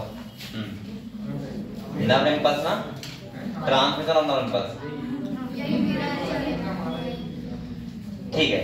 ये डॉट आपके, अब मैं बुकलेट लेके नहीं आया, मैंने आप लोगों को कुछ लिखवाया था एक्स्ट्रा, मैंने वो कंडीशन लिखवाई थी, बस वो ध्यान रख लेना। जैसे मैंने कहा था कब गेट क्लोज रहते हैं, कब ओपन रहते हैं, कब सोडियम आयंस अंदर ज्यादा होने चाहिए, कब सोडियम आयंस कम होने चाहिए, कब किस टाइम क्या होना चाहिए, क्या क्या आ रहा है इसके बारे में देख लेता हूँ क्या आ रहा है, टीचर क्या आ रहा है बार बार पीछे ऊपर। यहाँ पे देखो बेटा, मैंने आप लोगों को बताया कि कैसे करके नर्व इंपल्स होता है। मैंने कहा था जब आयंस का एक्सचेंजमेंट होता है तब क्या होता है, कंडक्शन ऑफ नर्व इंपल्स। यहाँ पे मैंने कहा था दो टाइप से होता है, पहला होता है थ्रो एक्सोलेमा यानी कि एक्सॉन के थ्रू, और दूसरा मैंने कहा था जहाँ पे दो एक्सॉन यानी कि टर्मिनल और दूसरा डेंड्राइट्स का ज्वाइंट होता है, उस जगह को बोलते हैं साइनेप्सिस। क्या बोलते हैं, तो थ्रो एक्सॉन और थ्रो साइनेप्सिस, अगर दोनों जगह क्या हो रहा है, ट्रांसमिशन हो रहा है इंपल्स का, तो कंप्लीट क्या होता है, नर्व ट्रांसमिशन। मैंने आप लोगों को बहुत सारी कंडीशन दिखवाई दी, अगर आप लोगों को पता हो तो, लेकिन बेटा वो आप लोग घर पे एक बार खाली देख लेना, ऐसे आपको किताब से कुछ समझ नहीं आएगा। मैं देखो दिखा रहा हूँ, यहाँ पे डायग्राम आप क्या समझ लोगे, तो यहाँ पे क्या समझ जाओगे, यहाँ से आपको समझ नहीं आएगा, बस आपको ये ध्यान रखना, बुकलेट होगी इसमें नहीं होगी, देखो एक बार है इसमें, क्योंकि इससे ये वाला टॉपिक मुझे पढ़ाते हुए बहुत गंदा लगता है, इसीलिए मैंने बुकलेट से पढ़ाया था अलग से। आप लोगों को सब कुछ लिखवाया था और मैंने ये भी लिखवाया था कब गेट क्लोज रहते हैं, कब ओपन रहते हैं, कब सोडियम आयन ज्यादा होनी चाहिए तो क्या होता है, कम होनी चाहिए तो क्या होता है। जैसे मैंने लिखवाया था एक्सॉन के अंदर अगर सोडियम आयन ज्यादा है, पोटेशियम आयन कम है तो कौन सा फेल होता है, अगर अंदर पोटेशियम आयन ज्यादा है, सोडियम आयन कम है, तो कौन सा फेज होता है, सही है। इसके बाद मैंने कहा था कब इंपल्स जनरेट होती है, कितना थ्रेशोल्ड पोटेंशियल लिखवाया था, पहले 60 होता है। इसके बाद मैंने कहा था मिली वोल्ट। इसके बाद मैंने कहा था कि माइनस होता है, -55। हाँ, इसके बाद मैंने आपको बताया था कि कौन से गेट कब क्लोज रहते हैं, कौन से गेट कब ओपन रहते हैं। बस ये आप लोग पढ़ लेना, ये काम क्लियर हो जाएगा। अगर आपके पास ना हो तो मैं आज शाम को आप लोगों को फोटो भेज सकता हूँ ग्रुप में, ठीक है। और आप लोग बस एक बार वो पढ़ लेना, बुकलेट का भेज दूंगा मैं। वैसे मैंने आपको अच्छे तरीके से लिखवाया हुआ है, कॉपी में नहीं थी किसी ने, मैं लिखवाया था तो दिखाने में दिखाओ दिखाओ। समझ नहीं आएगा, राइटिंग कितना गंदा है। मतलब उस टाइम का लिखा हुआ है। और कोई बच्चा है इसका राइटिंग अच्छा हो, मुझे कॉपी दे सकता है?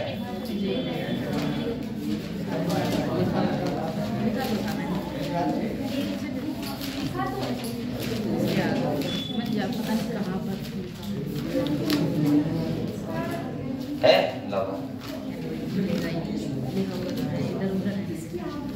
तुम ये जुड़िए जेब में रखती हो क्या? देखो मैंने बेटा आप लोगों को ऐसे लिखवाया था, जैसे मैंने आपको पहले करवाया था transmission of impulse on the axon, ठीक है। वहां मैंने कंडीशन लिखवाई थी कि अगर सोडियम आयन अंदर ज्यादा है, पोटेशियम आयन क्या है कम, तो उस फेज को बोलते हैं एक्शन फेज। क्या बोलते हैं? और बेटा अंदर अगर पोटेशियम आयन ज्यादा है, सोडियम आयन क्या है कम, तो वो फेज कौन सा होता है? Resting phase. ये बात समझ गए आप लोग? पहली कंडीशन मैंने ये लिखवाई थी। दूसरा मैंने आपको बताया था पंप के बारे में कि पंप क्या होते हैं, और मैंने बताया था चैनल क्या होते हैं, ये बताया था। अरे बोलो तो कुछ ना कुछ। इसके बाद सुनो, इसके बाद मैंने रेस्टिंग फेज की कंडीशन बताई थी। रेस्टिंग फेज क्या होता है ये बताया था। पोलराइज्ड स्टेज में क्या क्या होता है आप लोग बताओ, बोलो मत। रेस्टिंग एक जब कंडीशंस होती है तो उसमें क्या होता है आप लोग बताए, सोडियम आयन 3 बाहर जाते हैं और पोटेशियम आयन 2 अंदर आते हैं, सही है। और यहाँ पे मैंने कहा था कि क्या क्या चीजें बंद रहनी चाहिए वो भी आप लोग लिख देना। और इसका मिलीवोल्ट कितना होता है? -70 मिलीवोल्ट, ठीक है। और जनरेशन ऑफ इंपल्स में क्या होता है? सोडियम गेट ओपन होते हैं, और बेटा जो चैनल होते हैं वो क्या होते हैं? क्लोज होते हैं, सही है। और बस आप लोग 3-4 कंडीशन एक बार लिख के देख लेना और रट लेना ना बैठ के, और इससे क्वेश्चन कहीं से भी आप कर सकते हो, सही है। इसके बाद मैंने आप लोगों को कहा था जो नोड ऑफ रेनिवर वाला जगह होता है जहाँ पे माइलिन शीथ प्रेजेंट होती है, तो वो क्या करता है? फास्ट करता है किसको? नर्व इंपल्स को। और आप लोगों को पता होना चाहिए कि जो फास्ट करता है, और मैं ऐसे बोल सकता हूँ दूसरा कि जब माइलिन शीथ नहीं होती है तो क्या होता है? पूरी एक्सोडेमा पे ए जो होता है आयंस का एक्सचेंजमेंट होता है, और इसीलिए वहां पे क्या होता है? स्लो होता है। पता है आपको? उसको बोलते हैं रैपिड मूवमेंट को। ये रैपिड मूवमेंट कब होता है? जब माइलिन शीथ होती है, ठीक है। तो ये मैं फोटो भेज दूंगा, चलो इसका भेज दूंगा, बताओ सही लिखा हुआ। इससे गंदा तो मेरी बुलेट में लिखा हुआ है। तो मैं सोच रहा हूँ चलो इसका ही भेज दूंगा, लेकिन अभी नहीं, शाम को, ठीक है। दूसरा सुनो आप लोग, अरे शाम को फ्री होता हूँ ना, अभी तो मैं पढ़ा रहा हूँ। दूसरा बेटा आप लोग ये बताओ मुझे, इसके बाद आपका कौन सा वर्ड है? इसमें 4 बातें याद रखना, किस टाइम पे गेट बंद रहते हैं, किस टाइम पे क्लोज रहते हैं, और किस टाइम कौन से आयन ज्यादा होने चाहिए, किस टाइम कम होने चाहिए, बस, ठीक है। यहाँ से क्वेश्चन आपके हो जाएंगे, ठीक है। और बताओ, अब ये दे दूंगा, लेने जा रहा हूं मैं, ठीक है। टेंशन होगी। चलो ठीक है, और बताओ, और भी डॉट बताओ जिसको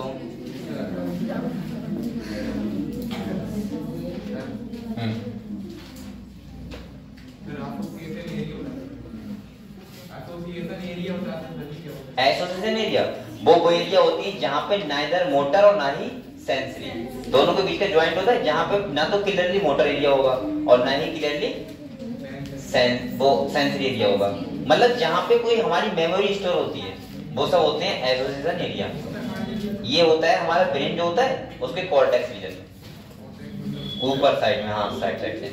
आप लोग बताओ बेटा, सेंसरी अगर रीजन है कोई तो वहां से कोई खबर जाती है और मोटर से आती है, और जहां पे दोनों, अब देखो एक बार सुनो बेटा, सेंसरी हुआ मोटर, अगर एकदम से कहते सेंसरी के बाद तुरंत मोटर तो खबर जाएगी, तुरंत आ जाएगी। लेकिन कुछ एरिया ऐसे होते हैं जहां पे हमारी कोई इम्पल्स जाती है तो वहां पे उस चीज को रोकती है। जैसे आप लोग याद करते हो चीजें याद रहती है हमारे लिए, तो वो सब मेमोरी के लिए होती है एल्वेशन एरिया, जहां पे ना तो क्लियरली सेंसर होगा ना ही क्लियरली मोटर होगा। समझ गए? और बताओ। अब जिसके ब्रेन में एल्वेशन एरिया ज्यादा होंगे उसका मेमोरी पावर ज्यादा अच्छा होगा, और जिसका एल्वेशन एरिया कम होंगे तो उसका मेमोरी पावर कम होगा। और बताओ बेटा, जड़ी बूटी कुछ नहीं आती इसकी। आप लोग एक्सरसाइज किया करो, वही बात है ब्रेन की ना की बॉडी की।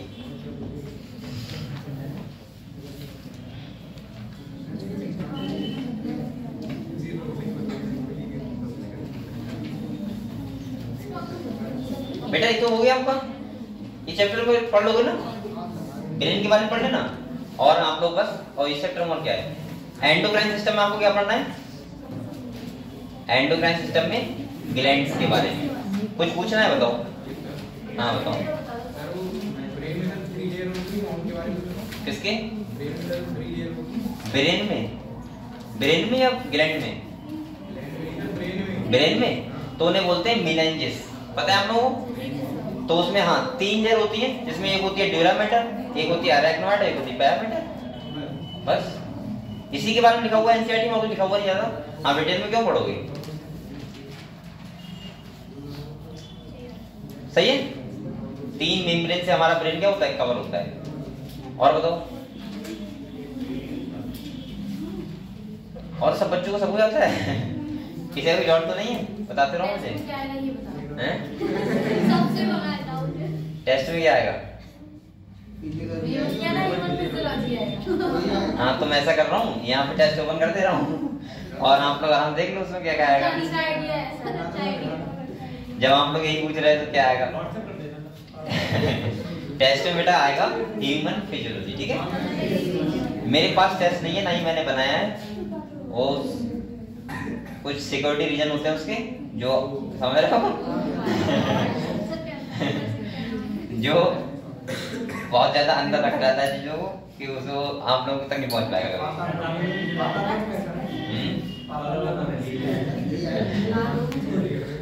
चलो कोई बात नहीं बेटा, ये मत सोचो, आप लोगों को टेस्ट मिल जाएगा, वो तो नहीं मिल सकता, लेकिन आप लोग तैयारी करो इसी टेस्ट। ये तो हंसी बात चले, जो छोड़ो इसके करो इसको। दूसरा बताओ। हाँ एंडोक्राइन सिस्टम में बताओ, किसी को डाउट हो बताओ, बताओ जी।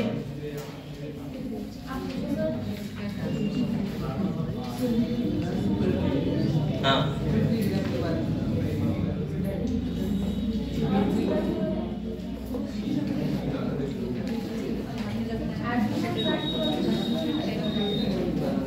हाँ एड्रिनल ग्लैंड्स के बारे में ये तो बुझ रहे हो? सही है। चलो ये ग्लैंड हो गई, दूसरी और बताओ। Pituitary gland. चलो 2 ग्लैंड हो गई, और बताओ। हाँ तुम पूछ लो, तुम क्या पूछोगे? वो कह रहा है हम पूछ लें, तो हम पूछ लो। बताओ बेटा, बताओ।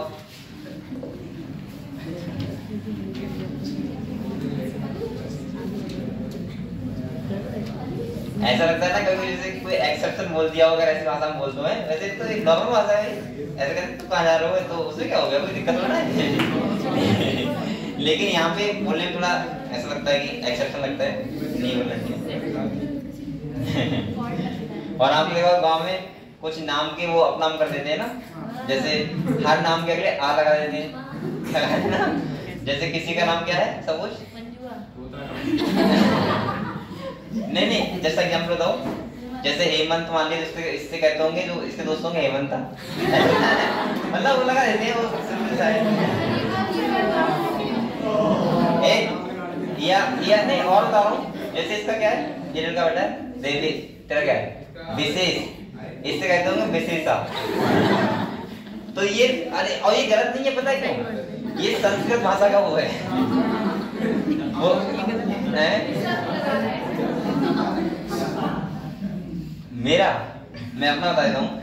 मेरा बेसिकली नाम जो है वही लेते हैं सब लोग, बेसिकली। और बता रहा हूँ नहीं, सुनो, ऐसा भी होता है, आपको थोड़ा हल्के रख लो।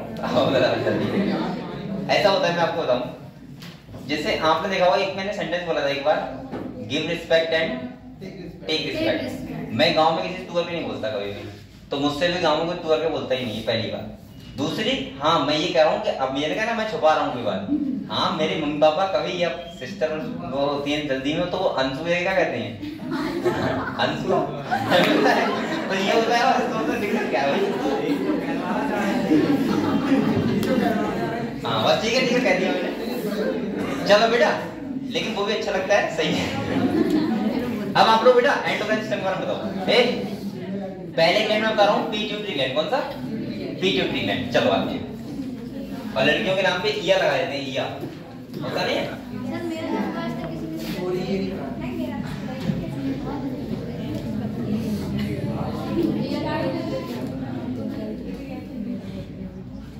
चलो ये बताओ पहले हमारी ग्लैंड कौन कौन सी होती है एंडोक्राइन ग्लैंड? जैसे हमारे ब्रेन में होती है पिट्यूटरी ग्लैंड, इसके बाद एक ब्रेन में होती है पीनियल ग्लैंड, ये कौन सी होती है? थायराइड, दूसरी पैराथायराइड, तीसरी थाइमस, चौथा एड्रिनल, इसके बाद पैनक्रियास, टेस्टिस और ओवरी। ये आप लोग पता है? अब बोलो मत कोई भी, मैंने ऐसा दिया अच्छा करा। इसके बाद सुनो, मैंने आप लोगों को बताया था पिट्यूटरी ग्लैंड को हम लोग ये अपने हमारा इतना नहीं हो। इधर देखो, मैं आप लोगों से बोल सकता हूँ पिट्यूटरी ग्लैंड को हम लोग बोलते हैं मास्टर ग्लैंड। क्या बोलते हैं? ये ऐसा इसलिए बोलते हैं बेटा क्योंकि पिट्यूटरी ग्लैंड से बहुत सारे हार्मोन का सीक्रेशन होता है, सही है? और मैं इसलिए बोलता हूँ कि पिट्यूटरी ग्लैंड के जो हार्मोन्स होते हैं वो और सारी ग्लैंड के हार्मोन्स के कंट्रोल को कंट्रोल करते हैं कि कब किसका सीक्रेशन होना है, कब किसका इनहिबिशन होना है, ठीक है? ऐसे ही अगर मैं बोलूं पिट्यूटरी ग्लैंड को कौन कमांड देता है, तो वो देता है हाइपोथैलेमस। कौन देता है? और हाइपोथैलेमस को इसीलिए मैं बोलता हूं हमेशा मास्टर ऑफ मास्टर, यानी कि हाइपोथैलेमस सिग्नल देगा पिट्यूटरी ग्लैंड को, पिट्यूटरी ग्लैंड बकाया ग्लैंड को सिग्नल देगी कि कब किस ग्लैंड का हार्मोन का सीक्रेशन होना है और कब किस ग्लैंड का हार्मोन सीक्रेशन नहीं होना है। तो अगर हम पिट्यूटरी की बात करें बेटा, तो यहाँ से बहुत बहुत अच्छे क्वेश्चन बन सकते हैं। जैसे मैंने पहला क्वेश्चन बताया था आप लोगों को, बन सकता है कि पिट्यूटरी ग्लैंड कितने पार्ट में डिवाइड होती है, तो वो होती है दो पार्ट में, बेसिकली दो पार्ट में होती है, एक एंटीरियर पिट्यूटरी होती है, लेकिन हम लोग एक बोल देते हैं मिडिल पिट्यूटरी, सही है? जो मैं बोल सकता हूँ एंटीरियर और पोस्टीरियर के बीच का पार्ट होता है उसे बोल सकते हैं मिडिल पिट्यूटरी। एंटीरियर पिट्यूटरी को हम लोग क्या बोलते हैं आपको पता है?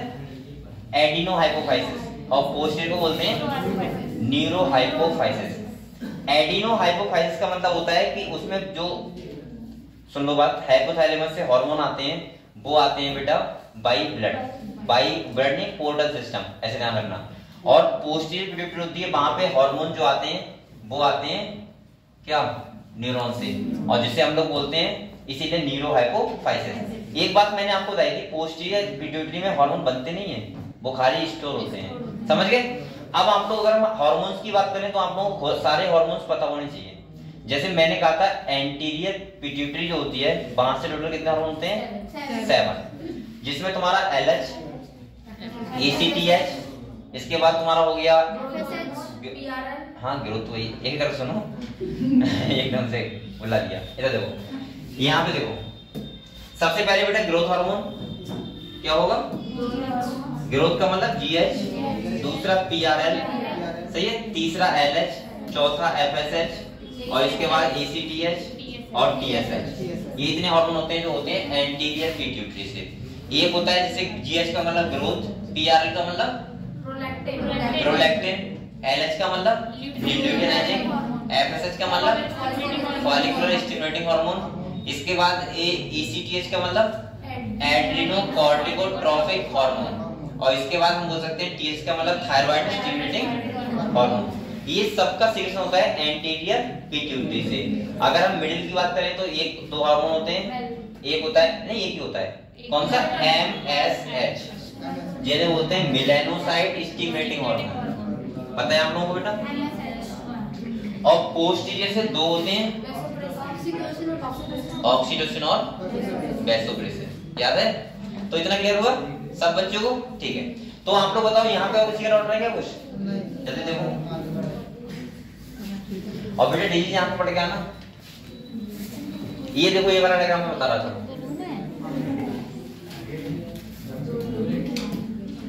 ये क्लियर है सब लोगों को? क्लियर है? तो अब हम पढ़ते हैं कौन सी ग्लैंड? Adrenal gland. बकाया आपको ग्लैंड के बारे में पता है? बताओ। ये थायराइड पैराथायराइड पता है, थायरोसिन हार्मोन और पीटीएच मतलब पैराथायराइड। इसके बाद मैं बोल सकता हूँ पीनियल ग्लैंड का मेलाटोनिन, बताया था आपको। इसके बाद मैं बोल सकता हूँ थायराइड ग्लैंड, पैराथायराइड तो आपको बताइए। थाइमस, रेट्रोग्रेसिव ग्लैंड बताया था मैंने, एज का पता लगा सकते हैं हम लोग। और यहाँ पे हम बोल सकते हैं ट्रेनिंग स्कूल लिम्फोसाइट का, ठीक है। इसके बाद आपको बताइए ये आती है हमारी कौन सी ग्लैंड? तो एक बार पहले रिवाइज कर लो, फिर मैं बता रहा हूँ, ठीक है आप लोगों को।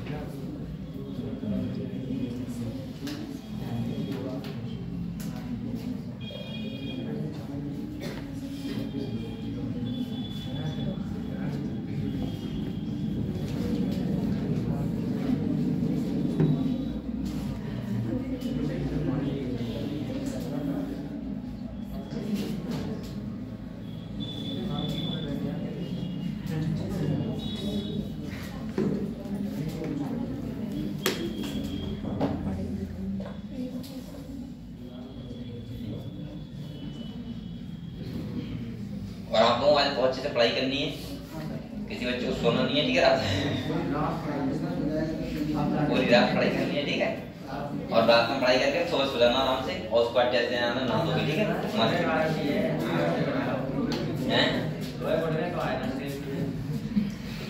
आज आना बेटा, ये आपका फायदा, मेरा नहीं है। आपको टेस्ट दोगे तो मैं सुनना घर से लेके आऊंगा, लेकिन हाँ आप लोग देना चाहिए।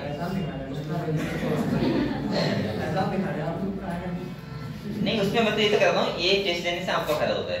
इसके बहाने आपको पढ़ाई कर लेते हो अच्छे से, और दूसरा क्या है कि आपको अपना पोटेंशियल पता लगता है, और तीसरा क्या है कि आपको पता लगता है कि टेस्ट हमको कैसे देना है, ठीक है? ये यही टेस्ट नहीं होता है, आप लोगों को पेपर देना आना चाहिए। और मैं आपको बताऊं, पेपर देने के भी तरीके होते हैं बहुत सारे। जब तक आप उनसे डील नहीं करोगे, कुछ लोग होते हैं, अगर आप रिटन पेपर देने जा रहे हो, रिटन का मतलब क्या होता है? लिखने वाला, उसका भी तरीका होता है देने का। अच्छा खासा बच्चा अच्छा खासा लिख के फिर फेल हो जाता है, और कभी अच्छा खासा बच्चा गधे बिल्कुल पास हो जाते हैं, सही है? तो आपको पता होना चाहिए कि हम क्वेश्चन कैसे करें। जैसे मैंने आपको बहुत सारे एक का तरीके भी बताए थे। जैसे मैंने कहा था एक बार, जो सही है वो पहले, जो ना पता हो। जैसे मैंने कहा था अगर आपको ऑब्जेक्टिव वाले पता है, सही है, तो आप लोग हमेशा पहले किया करो। अगर ऑब्जेक्टिव वाले नहीं पता है तो हमेशा क्या करो? बाद में, अगर आपको लग रहा है एक भी गलत हो रहा है तो। इसके बाद आप लोग कोशिश किया करो लॉन्ग क्वेश्चन हम पहले करें, सही है? दूसरा, क्योंकि लॉन्ग क्वेश्चन हम लोग अच्छा खासा लिख देते हैं, बना के लिखते हैं, चलो ये बात संभाल लो, लेकिन लिख देते हैं कुछ। उसके बाद किया करो शॉर्ट, उसके बाद वेरी शॉर्ट, ठीक है? अगर आप लोगों को पता है तो पहले वेरी शॉर्ट, इसके बाद लॉन्ग, और इसके बाद शॉर्ट। तो ये तरीका होता है पेपर करने का। दूसरा तरीका होता है कि हम लोग हेडिंग्स को अच्छे से जाने हैं। अगर कोई चीज आपको करेक्ट ऑपरेटर पता है तो उसको हाईलाइट करो अच्छे से, अंडरलाइन करो। ये सब चीजें टीचर को अच्छी लगती हैं। ऐसा नहीं कि आप कॉपी भरा है, उससे कॉपी भरने से कुछ नहीं होता है। बहुत बच्चे के माइंड में होता है कि कॉपी भर दो। बहुत लोग तो मैंने ऐसे देखे, पता है कैसे? यहाँ देखो, ये कॉपी का पेज है, ये देखो पहले देखो, ये कॉपी का पेज है, ये इतना बड़ा। और पता क्या करते हैं? इसके लेके जाते हैं बड़ी सी, और जल्दी से सबसे पहले लिखने कुछ नहीं सोचेंगे नहीं पेपर में आया क्या है, इस पे फोकस करते हैं, इस पे लिखो भाई। इतना तो नहीं करते, लेकिन हाँ इतना तो कर ही देते हैं, इतने बीच में लिखते हैं कि कॉपी ज्यादा भरते हैं। आपको ये बताओ गधो, तुम अभी स्टूडेंट हो, एक टीचर को कब पागल बना रहे हो? वो नहीं समझ पाएगा क्या कि ये तुमने क्या किया है? वो और सोचेगा कि यार कि गधा बच्चा है, कितनी वो कर रहा है। मैं आपको अगर राय दूंगा तो पता क्या कहूंगा? मैं हमेशा कहूंगा कि एक तरफ से किया करो बस, और वो भी इतने बीच में। लेकिन दूसरा, आप लोग लिखा साफ करो बस डिस्टेंस से। ऐसा नहीं कि बीच कम है उसमें जल्दी जल्दी घिच करना है, ऐसा नहीं करना है। साफ साफ दूर लिखो, जिससे टीचर को एक कॉपी, मेन चीज होती है कि तुम कितने अच्छे से टीचर को अट्रैक्ट कर पा रहे हो अपनी कॉपी से, ये जरूरी होता है। अगर आपने मान लिया पहला क्वेश्चन किया, आपने बहुत अच्छे से हेडिंग डाली है, मतलब हेडिंग होता है चीजों को हाईलाइट किया है बीच बीच, क्योंकि उस पर फोर्स कम पड़ेगा वहां पढ़ने में। भाई अगर कोई कॉपी चेक कर रहा है, अगर मैं कॉपी चेक करूंगा तो मैं यही तो सोचूंगा कि बच्चे ने हर चीज को हाईलाइट किया है, जो चीजें उसे पता है अच्छी चीज, मैं नंबर पूरे दे दूंगा। अब किसी बच्चे मुझे यही समझ नहीं आ रहा है कि सर लिखा भी पहली बात तो पता नहीं क्या है, और दूसरी मुझे ढूंढना पड़ रहा है कि कोई बात क्वेश्चन से मिल रही नहीं मिल रही है, बात ही कर लूं तो उसमें प्रॉब्लम होती है। आप लोग जब भी लिखा करो तो हमेशा चीजों को हाईलाइट किया करो, जो भी चीज आपको। और दूसरी बात ध्यान रखा करो हमेशा, अगर आप ग्रेजुएशन पेपर दे रहे हो तो सब ग्रेजुएशन दे रहे हो और 12th की भी दे रहे हो तो बायोलॉजी की बात कर रहा हूं मैं। अगर आपको किसी का हिंदी इंग्लिश दोनों पता है तो कोर्स क्या करो, हिंदी में भी लिखो उसको, इंग्लिश में भी लिखो। इससे टीचर क्या होता है, अट्रैक्ट होता है। जैसे अगर कोर्स का लिखा हुआ है तो आप लोग हो सकता है कि उसको सेल लिखने का कोशिश करो, ना कि कोशिका। अरे आपको पता है तो, और नहीं पता है तो कोशिका लिखो। ये चीजें होती हैं जो आपको अच्छे नंबर दिला सकती हैं। ऐसा नहीं कि आप लोगों को बस माइंड बना लेना है कि मुझे 2 कॉपी भर के आनी है। 2 कॉपी भरने से कुछ नहीं होगा। आप लोग कितने अच्छे से कॉपी को अपने शो कर पा रहे हो वो जरूरी होता है, चाहे कॉपी एक ही भरी हो। समझ रहे हो, कोई टीचर फालतू नंबर नहीं काटता, जब उसका दिमाग खराब होता है कॉपी देख के तब नंबर काटता है ना। तो आप लोग कोशिश किया करो हमेशा कि कितने अच्छे से अपनी कॉपी को लिख पाओ। और मैंने बार बार बोला है, बार बार ये बात मुझे 100% पता है बेटा कि राइटिंग का एक बहुत बड़ा रोल होता है। मैंने कहा था कभी भी कॉपी में कटिंग मत किया करो। कटिंग बच्चे होते नहीं है, पहली पेज पे उन्होंने कटिंग कर दी लो, अगर गलत लिख भी जाए तो छोड़ दो वैसे ही, बस हो सकता है उसकी नजर ना पड़े टीचर की। अब तुम काटोगे तो नजर जरूर पड़ेगी फिर ये क्या लिखा था इसने। तो कुछ चीजें होती है जो आप लोगों को अच्छा बनाती हैं और बच्चों से। और मैंने बार बार बोला है कि जो अच्छे नंबर आते हैं, फुल नंबर आते हैं, वो उनके आते हैं जो बेसिकली जिनकी कॉपी में गलती से छोड़ो, जिसे ये भी नहीं पता होता है टीचर को कि वो गलती उसने कहां से ढूंढ पाया। मैं ढूंढने जा रहा हूँ, गलती मिलती नहीं है, उसको नंबर पूरे मिलते हैं। और आपको बताया जैसे मैथ में तो बच्चे ले आते हैं बेसिकली पूरे नंबर, क्योंकि मैथ में राइटिंग का कोई रोल नहीं होता है। लेकिन जहां पे राइटिंग का रोल होता है वहां पे बेटा 90+ नंबर लाना एक बहुत बड़ा खेल होता है, जिसमें आपको ये लगेगा कि मैंने 100% बिल्कुल सही किया है, तब उसमें 90+ नंबर आते हैं। और आजकल हाँ मुझे पता है बहुत सारे बच्चे 100 नंबर भी लेके आ रहे हैं, 100 ले आते हैं। लेकिन ये बहुत कठिन काम होता है कि अगर आप 90+ नंबर लेके आ रहे हो किसी भी कॉपी में, तो उसमें इसका मतलब ये होता है कि आपकी तरफ से कोई भी कॉपी में गलती ना हुई हो। आपको ये लग रहा हो कि मैंने 100% अपना दिया है, और वो भी खाली क्वेश्चन आंसर लिखने से नहीं, राइटिंग से लेके कॉपी की एकदम हर चीज को देखना। सही है। और कोशिश किया करो कि बाद में जब पूरी कॉपी लिख जाया करे तो एक बार चेक किया करो, और जो चीजें आपने हाईलाइट नहीं की उनको बाद में अंडरलाइन किया करो इसके लेके, ठीक है। वो सब चीजें ध्यान रखा करो, बकाया और कुछ नहीं होता है, ठीक है। और बकाया बेटा अगर आपने इतना किया है तो आप कुछ भी लिखाना पास जाओगे। सही है। अब मैं ये नहीं कह रहा हूँ रामायण लिख के आना, मतलब कुछ ना कुछ मिला के अगर लिखाओगे तो पास जाओगे, क्योंकि आपने एक्स्ट्रा एफर्ट डाला है ना कोई भी, तो टीचर उससे भी इन्फ्लुएंस होगा, आपको फेल नहीं करेगा, ठीक है। ये आपको ध्यान रखना है। अब आप लोग गंदे, एक तो गंदा लिख रहे हो, दूसरा कुछ लिख भी नहीं रहे हो, तीसरा आपने ना तो कुछ एक्स्ट्रा वो किया है, ना अंडरलाइन किया, ना चीजें हाईलाइट की हैं, तो टीचर क्या करेगा, फेल ही करेगा फिर। ये सब चीजें होती हैं। और मैं 100% कर रहा हूँ बेटा, कोई भी टीचर किसी बच्चे को फेल करना कभी चाहता ही नहीं है, वो खाली बच्चे की गलती होती है तब वो फेल करता है, ठीक है। अगले देखो, तो बेटा हम लोग यहाँ पढ़ेंगे एड्रिनल ग्लैंड के बारे में। किसके बारे में पढ़ेंगे, एड्रिनल ग्लैंड। मैंने कहा था इधर देखो, एड्रिनल ग्लैंड के 2 पार्ट होते हैं, एक होता है कॉर्टेक्स, एक होता है मेडुला। कौन सा होता है, कॉर्टेक्स और मेडुला। दूसरा मैंने आप लोगों को बताया था बेटा कि कॉर्टेक्स वाला रीजन होता है वो अलग हार्मोन सीक्रेशन करता है, मेडुला वाला अलग हार्मोन का सीक्रेशन करता है। जैसे मैंने कहा था बेटा कॉर्टेक्स वाले पार्ट में 3 लेयर होती हैं, जिन्हें बोलते हैं, आपको पता होगा, मिनरलोकॉर्टिकॉइड्स, यानी जो हार्मोन होते हैं। एक को क्या बोलते हैं, मिनरलोकॉर्टिकॉइड्स, एक को बोलते हैं तुम्हारा ग्लूकोकॉर्टिकॉइड्स, और तीसरा होता है सेक्स कॉर्टिकॉइड्स।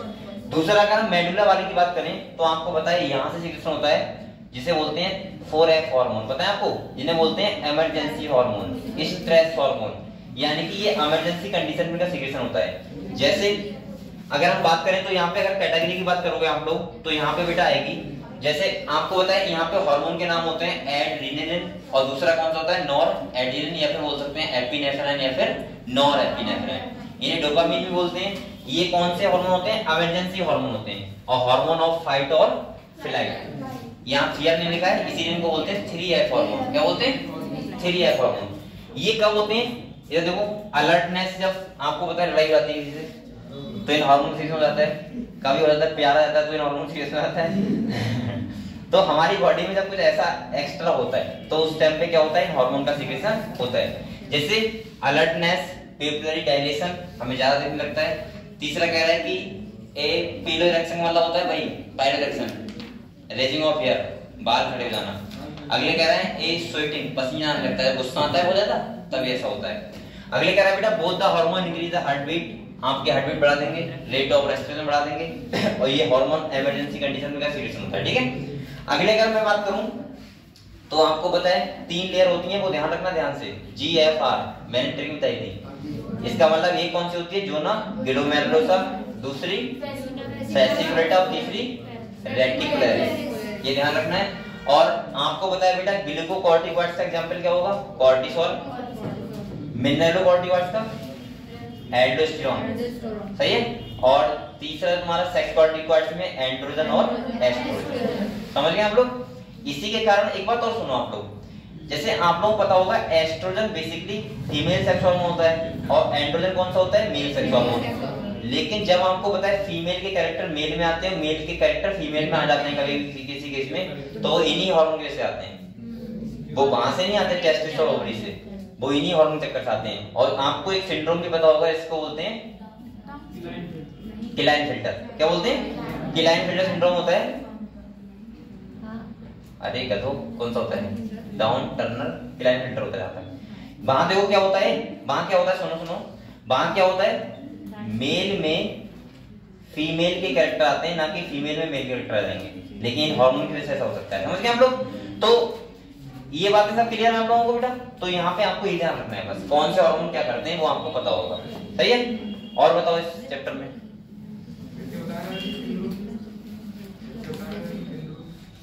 सिंड्रोम, सिंड्रोम आपने जेनेटिक्स पढ़ी नहीं है, वैसे मैं बता दे रहा हूँ, क्लाइनफेल्टर सिंड्रोम होता है, सही है। क्लाइनफेल्टर वहां पे हो जाती है ट्राइसोमी, ट्राइसोमी का मतलब होता है हमारे पास XY होते हैं, सेक्स क्रोमोसोम कौन से होते हैं, XY।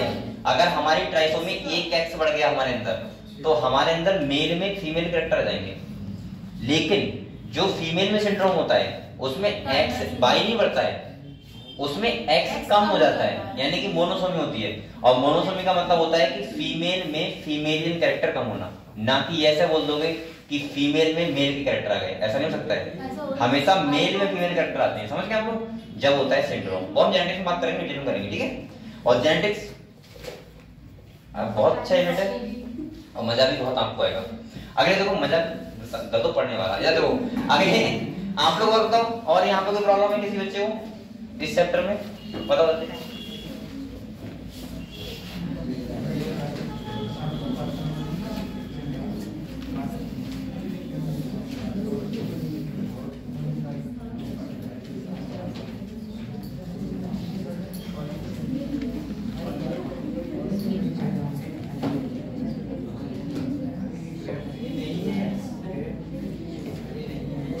अगर हो गया हो तो हम लोग आज थोड़ा सा इंट्रोडक्शन दूंगा मैं रेस्पिरेशन चैप्टर का, ठीक है। हाँ सर बताओ कौन बोल रहा है, 15 मिनट बचे हैं, वो बताओ कोई और दो तो वो ले ले, या फिर मैं रेस्पिरेशन के बारे में कुछ बताऊं थोड़ा बहुत।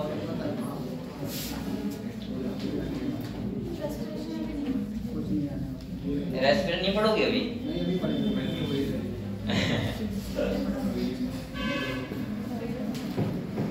आप लोग बेटा पढ़ने में आपको इंटरेस्ट आना चाहिए, और पता नहीं आपको क्या आता है लेकिन हाँ अगर आप लोग देखो ऐसा होता है, मैं ये तो मानूंगा कि हर किसी व्यक्ति की एक ऐसा होता है, किसी किसी में इंटरेस्ट ज्यादा आता है, किसी में कम आता है। जैसे सपोज मेरे फिजिक्स में बिल्कुल नहीं आता, हो सकता है आपको नहीं आता हो, जैसे मुझे फिजिक्स में बिल्कुल नहीं आता था तो मैंने नहीं पढ़ी, वही मुझे नहीं आता तो नहीं पढ़े, बात खत्म।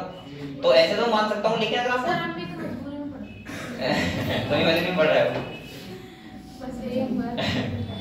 लेकिन मेरे लाइफ का अलग सिस्टम है, मुझे जो पसंद है वो पसंद होता है, जो नहीं है तो नहीं है, सही है। मैं दूसरा ज्यादा ध्यान नहीं रखता, तो मैंने इसे फिजिक्स का है। अब मुझसे कोई कहता है जबरदस्ती पढ़ो तो नहीं पढ़ूंगा, क्या दिक्कत है अब मैं नहीं पढ़ा, ये हकीकत है। दूसरा मैं आपको बताऊं, बायोलॉजी से मुझे बहुत अट्रैक्शन था पहले से, जैसे मेरे 12th में बहुत अच्छे नंबर बेटा, सबसे ज्यादा ही नंबर है मेरी, और दूसरा 95 थे उस टाइम बायोलॉजी, और उस टाइम मुझे लग रहा है ये नंबर लाना बहुत कठिन काम था। 2 नंबर प्रैक्टिकल काट दी टीचर ने पता नहीं कहाँ कटे, तो ये उस टाइम पे नंबर लाना बहुत कठिन था। अब तो बच्चों का आ जाएंगे 95 प्लस आ जाएंगे, तो चलो वो बात नहीं कर रहा हूँ, लेकिन मुझे बायोलॉजी से इंटरेस्ट था। तो आपने देखा होगा बायोलॉजी की बुकलेट, मैं कितना पढ़ाई करता था। लेकिन आप लोग ऐसा नहीं कर सकते कि आपको किसी में इंटरेस्ट नहीं है तो फिर जिंदा क्यों होगा फिर तो आप लोग रोबोट बन जाओ भाई। और अगर आपको इंटरेस्ट नहीं तो पढ़ाई करना छोड़ दो, फिर पढ़ाई क्यों कर रहे हो? फिर तो ये तो ऐसा होगा कि काम चोर हो तुम लोग, पढ़ाई करके अपने मम्मी पापा का ध्यान बचा रहे हो, कोई और काम करो भाई, काम दुनिया में बहुत सारे हैं। अच्छा ऐसा हो ही नहीं सकता कि आपको किसी ना किसी में इंटरेस्ट ना हो। नहीं, सब्जेक्ट की बात नहीं कर रहा हूँ, कोई ना कोई काम में तो इंटरेस्ट होगा। अब ये मत कहना मुझे कि कौन से काम में इंटरेस्ट, वो नाम मत लेना, मैं ये कह रहा हूँ लगभग किसी काम में तो इंटरेस्ट होगा तो वो काम करो फिर। जैसे बहुत बच्चे होते हैं कि उन्हें स्टडी में इंटरेस्ट नहीं होता, उन्हें यूट्यूब के करियर में इंटरेस्ट होता है भाई, होता नहीं है, सॉन्ग वॉन्ग लिखना ये सब करना, वो करो। आप लोग लग रहा है कि आपको कवि बनना है, वो बन जाओ, कुछ ना कुछ तो बनो लेकिन जरूर। तो भाई जैसे मैंने कहा था मुझे टीचिंग में मेरा पैसा है तो मुझे अच्छा लगा, मैं ये करता हूँ, तो वो आप लोग ध्यान रखना है। चलो कोई बात नहीं, लेकिन आप लोग ये बताओ, हाँ यहाँ पे कोई आपका डाउट है अभी तक? ह्यूमन फिजियोलॉजी सबकी क्लियर हो गई? क्लियर है बेटा? ठीक है, एक बार आप लोग घर पे जाके पढ़ना बहुत मेहनत से। और मैं बोल सकता हूँ कि अब हम लोग एक चैप्टर जो नेक्स्ट पढ़ेंगे उसका खाली मैं इंट्रो करवा रहा हूँ आप लोगों को, क्या चैप्टर है, ठीक है, जिसका नाम क्या है, रेस्पिरेशन। हायर प्लांट में हम पढ़ेंगे रेस्पिरेशन। चलो उसके बारे में समझते हैं।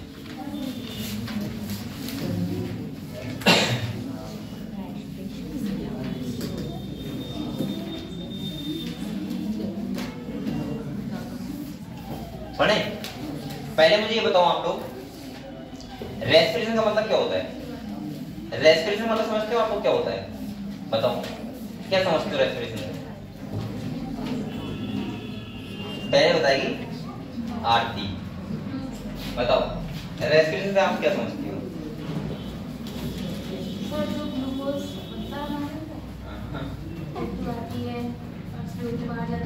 हमारे अंदर बनता है प्लांट्स के अंदर जो ग्लूकोज की प्रोसेस आती है, O2 यूज करके जो CO2 बनता है, CO2 ग्लूकोज। चलो इसने बता दिया जो बताया, और किसी बच्चे को पता है रेस्पिरेशन का मतलब? इधर से बताओ बच्चा, इधर से कौन बताएगा? मीनाक्षी जी बताओ, तुम बताओ रेस्पिरेशन का मतलब क्या होता है? किसका? फूड का, और क्या बनना? CO2 बनना, सही है। और हमें क्या मिलती है उससे? ATP। तो वो क्या होता है? रेस्पिरेशन। समझ गए आप लोग? अच्छा ये बताओ, रेस्पिरेशन के समिंग जैसा होता है प्लांट और एनिमल क्या? बताओ, हेमंत बताएगा। ये बताओ रेस्पिरेशन प्लांट में एनिमल्स में अलग होता है क्या? कैसे?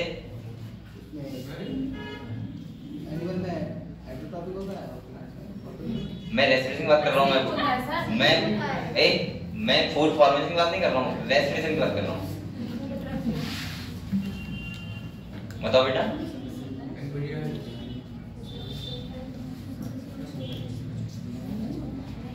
चलो और बच्चा कौन बताएगा? और एक विशेष बता, रेस्पिरेशन जो होता है वो प्लांट में एनिमल में क्या अलग होता है? कैसा होता है? सेम होता है। चलो कैसे बताओ, कुछ तो बताओ, एक्सप्लेन करो कैसे। मतलब जो प्रोसेस एनिमल में होती है वही प्रोसेस में होती है प्लांट में, ये कहना चाह रहे हो ना तुम? ठीक है। और कोई बच्चा ये तो नहीं समझता है कि रेस्पिरेशन का मतलब होता है ऑक्सीजन लेना, CO2 को रिलीज करना। ये होता है ब्रीथिंग। क्या होता है? ब्रीथिंग। और प्लांट करते हैं वो ब्रीथिंग नहीं करते, वो क्या करते हैं? Gaseous exchange. हम लोग ब्रीथिंग करते हैं लंग्स के द्वारा, हमारे पास क्या होते हैं? लंग्स होते हैं। लेकिन प्लांट के पास क्या होते हैं? स्टोमेटा, जिसकी वजह से क्या करते हैं? वो गैसियस एक्सचेंज। अगर मैं रेस्पिरेशन की बात करूं तो ध्यान सुनो, रेस्पिरेशन का मतलब होता है जैसे हम अपनी बात कर रहे हैं, पहले आपने खाना खाया, ठीक है, खाना खाने के बाद क्या आपको तुरंत एनर्जी मिल गई? नहीं।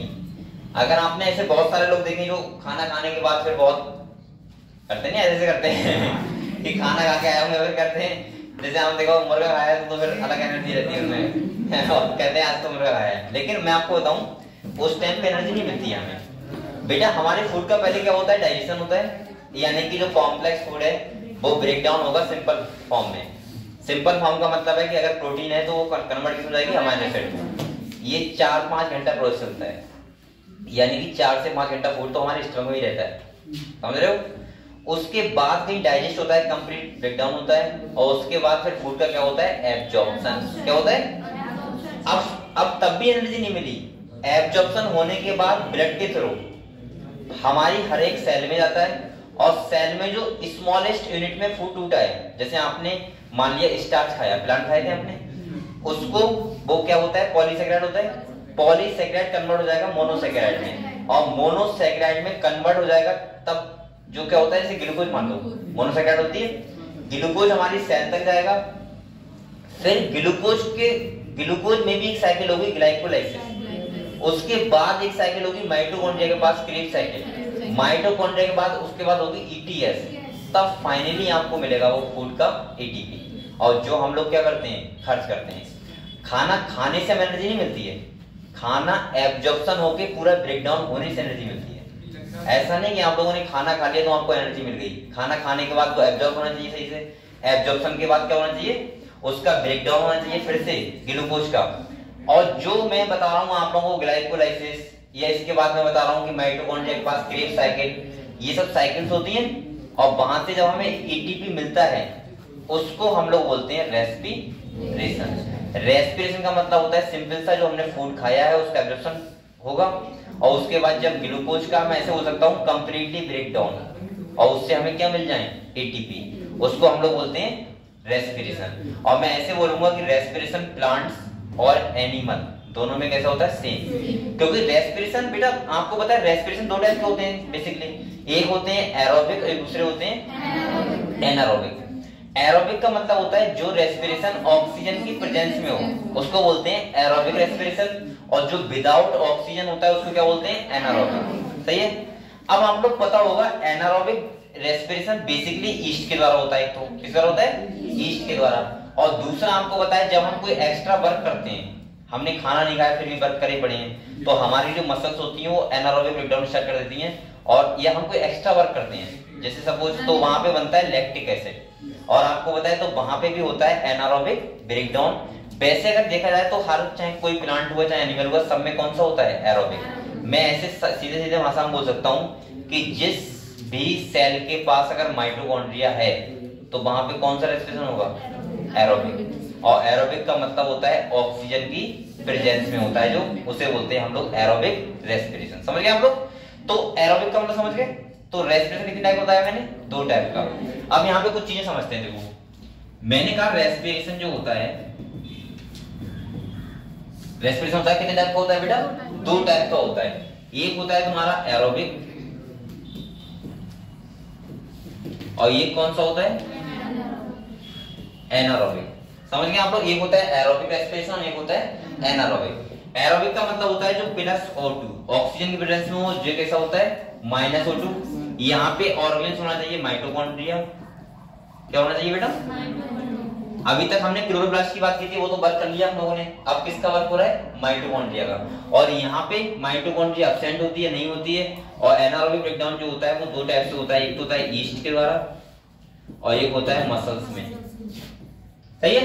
ईस्ट के द्वारा होता है तो बनता है एल्कोहल। क्या बनता है बेटा? एल्कोहल बनता है। और इसके द्वारा होता है तो क्या बनता है, लैक्टिक एसिड। ठीक है। और माइटोकॉन्ड्रिया के द्वारा अगर होता है तो हम बोल सकते हैं यहाँ पे फूड का यानी कि ग्लूकोज का कंप्लीट ब्रेकडाउन होता है। क्या होता है बेटा? कंप्लीट ब्रेकडाउन होता है। और आपको पता होना चाहिए कंप्लीट ब्रेकडाउन होगा तो यहाँ आपको पता है एक ग्लूकोज मॉलिक्यूल से हमें मिलते हैं 38 एटीपी। कितने मिलते हैं बेटा? यानी कि एक ग्लूकोज मॉलिक्यूल से मिलते हैं 38 एटीपी। तभी तो हम लोगों में होता है कंप्लीट ब्रेकडाउन और उसको बोलते हैं एरोबिक रेस्पिरेशन। अब सोचो इसका सर क्या नुकसान है? तो इसका नुकसान है एनारोबिक का, कि हमें यहाँ पहली बात तो इनकम्प्लीट ब्रेकडाउन होता है ग्लूकोज का। दूसरा, यहाँ एक ग्लूकोज मॉलिक्यूल से ओनली मिलते हैं 2 एटीपी। समझ गए? अगर सोचो हमारी बॉडी है, अगर हमारी बॉडी एनारोबिक ब्रेकडाउन करने लगे तो हमें 19 गुना खाना ज्यादा खाना पड़ेगा जितना हम अभी खा रहे हैं, क्योंकि तब कितने मिलेंगे, खाली 2 एटीपी। अभी कितने मिलते हैं? 38 एटीपी। समझ गए? 19 गुना, यानी कि आप 3 टाइम खाते हो तो 19 3 60 बार खाना, मतलब पूरे दिन खाना ही खाते रहना। तब हमें उतनी एनर्जी नहीं मिल पाएगी जितनी एनर्जी हमें अभी मिलती है। समझ गए हम लोग? तो ये बोलो मत। और यहाँ पे बेटा क्या होता है, इनकम्प्लीट ब्रेकडाउन। क्या होता है, इनकम्प्लीट ब्रेकडाउन किसका, ग्लूकोज का। और दूसरा मैं बताता हूँ, यहाँ एक ग्लूकोज से मिलता है ओनली 2 ATP। अब आप लोगों को मैं पूरी कहानी बताऊंगा। जैसे फूड में ग्लूकोज तो बन गया, उन्होंने अपना खाना बना लिया, और दूसरा हम लोगों ने क्या किया, सुनो, हम लोगों ने क्या किया, खाना खा लिया। अब सेम प्रोसेस होना है, और सेम प्रोसेस का मतलब है कि अब वो ग्लूकोज का ब्रेकडाउन कैसे होगा, हमें एनर्जी कैसे मिलेगी, वो हम सब लोग इस चैप्टर में पढ़ेंगे। और जो स्टार्ट करेंगे कौन से, मंडे से। सही है, तो टाइम तो होने वाला है। दूसरा आपको लिखना है, आप ऐसे लिख सकते हो, ठीक है जल्दी से।